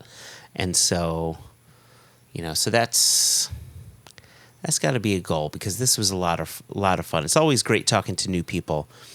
It sometimes makes it even better when it's a friend. So it'd be nice to bring other friends on. Yeah, for sure. Again, it's nice to know there's still a list of people we want to talk to. 7 seasons into this, we're not at the end of the list. And there's new people making it onto that list all the time. All the time. Listening back to that conversation, and especially when we were focusing on the cocktail portion of the conversation, I was reminded of a cocktail video I saw just this past Wednesday. And do you know? I think the kids shorten that nowadays. I think it's just a cock vid. So you saw a cock vid. Go on. Oh, we got a cock vid. It came through on the Snapchat. I'd show it to you, but it's gone. That's where 40-something-year-old men should not be. But continue. Fucking hell. No, I think it was on Instagram or something like that. But listen. Backtrack. It was a TikTok on Instagram that I got through Snapchat, right? Is that how those things work? Yeah. I think I read it in the newspaper. Oh, in the Daily Gazette. Yeah. Haida, you told Haida over the breakfast ale. Haida, I've just seen the most interesting cock vid in the newspaper. Did you pick up today's periodical? So the and is my soup ready? Have you seen, just really quickly, have you spent much time with Family Guy? Back in the day, not in the last decade, maybe. This is a slightly older episode where Brian the dog starts dating a much older woman, a human woman. Do you remember that? That this? is back in the day. Yep, I've seen that episode. Yep. And she's like, it's sick in bed or something, and he's like, oh, I've got these keys for you. Where would you like me to put them? She's like, put them over there on the veranda. The what? The Davenport. The what? The Cleveland, just all these random words. The sideboard, for that thing. Oh my gosh. You can leave my apartment key on the Davenport. Here? No, the Davenport, the Chesterfield. On this? No, does that look like a divan to you? Here? Leave them on the chifforobe. You know what? Just take your keys. I don't know what the you're talking about. All this. That was a great episode. So good. Anyway, the cocktail I saw is such a great cocktail for, like, today we had a high of 82. It's currently 77, unseasonably warm. And this seemed like the perfect cocktail to hang outside with friends and a fire. And there's no whiskey in it whatsoever. There's no rum in it. Is it time for the news? You ready for this? You got to chill a beer mug. Oh, God. And then you put a bottle of Miller High Life. Top it with an ounce of Campari or a similar bitter. So I don't use Campari anymore because I found out it's not vegetarian. So I use another brand. And so an ounce of that, and then an ounce of grapefruit juice. Fucking done, man. That is like refreshing in a glass. Why are you laughing? What's going on? You wouldn't do that? Yeah, you're not allowed to drink that cocktail in Texas because it sounds like an abortion. That is a disaster. That sounds absolutely horrific. I think would not Judge thank you for Kazmarek that. would agree with you on that one. A beer? Specifically Miller High Life, which is the champagne of beers. A grapefruit? No, what did you say? Grapefruit juice? Chill your mug, then put in a full bottle of Miller High Life, the 11.2 ounce bottle, whatever it is, and then an ounce of Campari or a similar bitter liqueur, and an ounce of grapefruit juice. Give it a quick stir. Drink it with your mouth. Okay. Yep.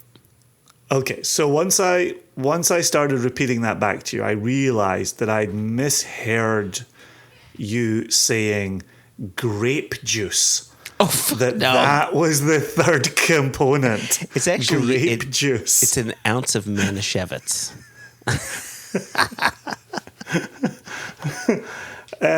All right, yeah, the grape, I think that's fine. I've said it before on that's the thing, right? I've said it before in this podcast, right? Take a Corona, take that airspace and fill it with Bacardi Limon, right? Right, and you get a lemon and lime rum in the top of that, right?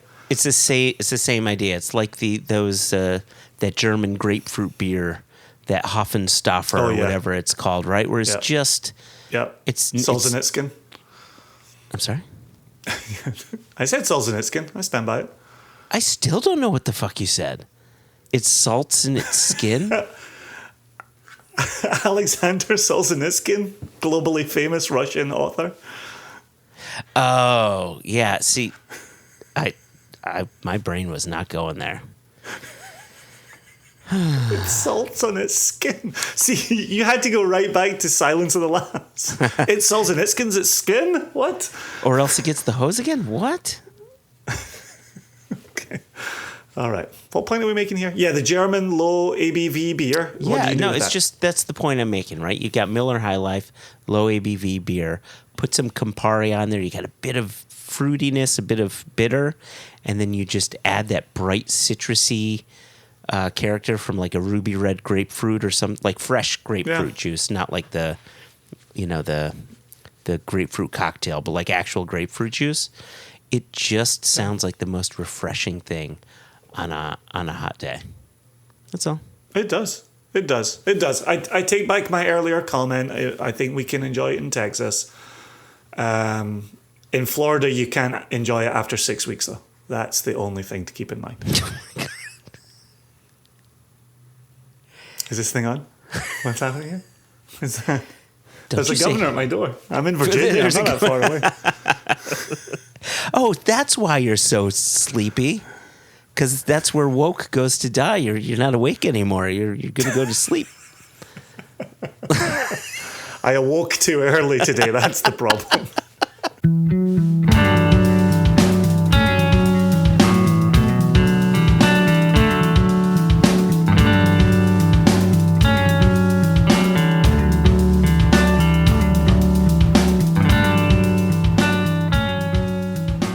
Listen, we have the tiniest bit Really of... lost the plot. Yeah, we did, didn't we? Oh, well, that's fine. We have just a little bit of news to share. Not a lot, but I think it's important news. But seeing as it's just a small bit, we don't need to bring in the paperboy. If there are any Single Cast Nation members who are listening and happen to be in our private Facebook group, you will have seen this. But Jess Lomas, our lovely Jess, has been shopping around the latest ROW release, Rest of the World release. She's getting it out into various countries, but she was at the Artisan not too long ago, just last week, and they had brought in the full range of bottlings.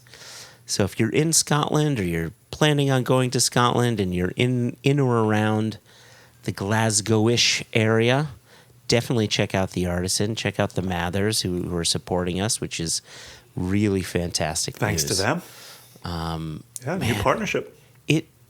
I almost squealed just like seeing those new bottles, the new labels, and they brought the bottles in immediately. It really warmed my heart to see that happen. Yeah, other stores coming along as well. You'll get to see them at Tyndrum, which is formerly the Green Welly. Yes, the right. Whisky Exchange, TWE. A new small independent store outside Glasgow as well, Spirit of Alba. They're coming on for us. So, yeah. And then as you rightly say, other countries coming along as well. So ROW4 is off to a good start. It'll be in the wild near you soon, unless you live in America. You're not going to see it. No, you're not going to see it. But you can ship it from a UK retailer if you so desire. There you go. We received a number of emails, and there's one that I wanted to bring in. It's somewhat apropos to how we opened this conversation because we were talking about barley. We brought up Matt Hoffman's name. And this email came in from our friend James Foster. Dear James. Dear James. And the subject says, Matt Hoffman, Pete, and a missed question, right? Again, back to what you were saying before. Oh, you listen back and you're gosh. thinking, oh, he should have asked this question, and then boom, it gets answered or it gets asked. James is pointing out that he had a question he wanted answered, and we never brought it up. So let's see how this goes. Okay. So it says, as usual, I enjoyed the last Padcast episode with Matt Hoffman. As usually, he could see your geek and raise it. No doubt there. None at all. But there's one question regarding the deep wet peat I wished you had asked. And the question is this, quote, when you dig it up, what do you think it is? What do you think the question is? When you dig up the peat, insert question here. What do you think it is, Jason? What fills its place in the ecosystem? Oh, I like where you went with that. My question, I think, more aligns with what James is asking here. What does it smell like? It just smells like mud. However, James goes on. He says, here's why it matters. All right? Uh-huh. In the episode, someone said that everything, quote, down there is dead. And then in parenthetical comment, he says, easy, Joshua, easy. And he says, and so nothing rots. And James says that that's incorrect. He says the vegetation is dead, and that's what you're harvesting. And the bacteria that break down plant material, butter, and bog people are dead. But there is a rich ecosystem of anaerobic bacteria, including methanogens. Methanogens make methane, a greenhouse gas far more potent than CO2. The carbon stored in the vegetation is released when you burn the peat, but carbon also comes out in the form of methane when you just dig it up. Another parenthetical comment. He says, we should be using more sheep shit for our peating, like Peter Bignall at Belgrove Whisky in Tasmania. Cheers, mate. He continues. He says, so if the harvest smells like rotten eggs, that Methadone?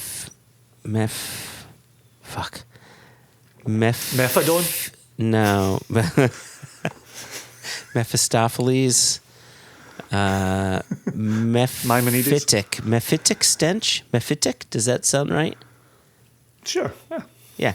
Mephitic stench is evidence of a rich, living ecosystem, quote, down there, which one can kill us all if we disturb it too much. He goes on, I haven't done the math, but I trust Matt that it's much better environmentally to harvest the wet stuff than to drain and dry. But it ain't free. Utopian solutions are as rare as unicorns and worm tub episodes. I'd say it twice, but I would be repeating myself. And you can imagine how he's spelling repeating. And then he ends it with, I'm here all week. Tip your server. Just don't tip them over. Over tipping is okay, though. James Foster. He was having fun with that email. He was having a lot of fun with that email. Yeah, the very first thing I would say there is I thought Matt did a nice job in the interview of mentioning that nothing's free here, right? Yeah. And it is this talk of it's 2 cubic yards of peat coming out of 50,000 total acres of Washington peat. It's not free, but it's a small number. So I'm not disagreeing with James. I'm not disagreeing with the importance of preserving peat bogs. And then this is the conversation you and I keep grappling with. I had this conversation at VDC again today, this is a luxury product. We don't have a right to use the peat. It doesn't, no. It's not helping anybody's survival. Like, we're making a choice that we like the flavoring that peat brings to the table. And we're trying to find a way to have that enjoyment with minimum environmental impact. Yep. So James is spot on. Nothing's free. Matt's spot on. We're using a small portion of this. The good news for James, and again, we can certainly ask Matt the question, but I've never smelled any wet peat of any form that had an eggy smell to it. Then it just simply must mean that you haven't dealt. If you haven't smelt it, then there's no way you could have dealt it. I cannot believe I walked into that whole cloth. Oh my gosh, you're so proud of yourself right now. That felt so Oh my good. gosh, check one up in the Josh column. Hold on, you hear that noise again? That's me. Oh, That's me boy. patting my own back. Oh boy. But you've been in peat bogs, right? You've been in the traditional Isla peat trench. Yeah. We've been around that one that I mentioned from Springbank that was more of the wet, almost cow manure looking pile. I haven't been near the one that Matt was describing to us, but I haven't smelled anything methane like eggy along the way. Nothing at all. I mean, we haven't been to the peat bog that Westland uses, so I don't know what peat underwater is like. However, my first experience being in a peat bog cutting peat was August 2011 with you, and we were cutting peat with the folks from Lefroy, and there was no smell of anything. It was just digging peat out the earth, and that's it. And I remember picking up the dry. Which was an exposed, dried trench, right? An exposed what?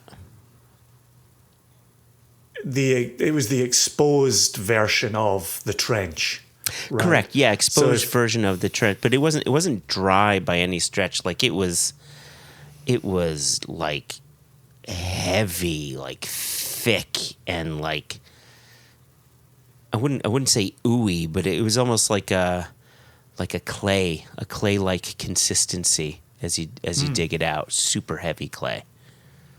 I always think of Fibrous, though. chocolate mud pie, Oh, there you go. A fibrous chocolate mud pie.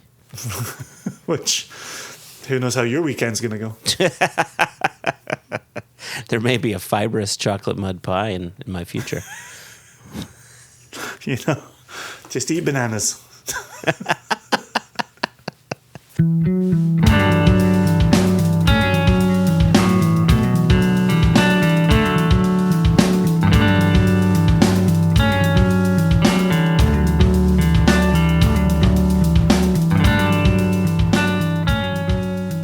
All right, Jason. I think we may have reached the end of the podcast. Of the listener's patience. So I'm going to raise my glass. I'm actually going to pour a little. Did we say what we're pouring? Yes, we told people. We never did. We did Did we not. not? I've just been sitting working through this dram for the recording. Yeah. All right. Well, we each have a little bit of our Daluane 9-year-old in the glass, and I'm just going to pour a little bit more in there so I can raise a glass to you, raise a glass to the listener, raise a glass to Kurt Maitland for being Indeed. a wonderful guest. Thanks as always to the Ice Cream Man, to James Foster for writing in. Oh, you know what I wanted to say too, Jason? I noticed on Apple Podcasts, we're getting more and more reviews showing up. You know, like a number of stars, right? 5 stars, 4 stars, that kind of thing. But we haven't received any new, like, actual reviews that we could read. And so, if Written you're reviews. written reviews. Thank you. So, if you're a listener out there and you've rated the podcast on Apple Podcasts, please go ahead and write a review. We'll read it here online. We'll give you a nice little name check. And if you haven't already reviewed the podcast on Apple Podcasts, please go ahead and do so. 5 stars is much appreciated. Pop your name in and do a written review, and we'll read it. We always love reading those. So that's it. That was the last thing, Jason, that I wanted to say. That was solid. Yeah, I love it when we get those little written reviews and a little chance to read them and a little chance to enjoy them. And it's nice when other people pat us on the back and we don't have to do it all ourselves.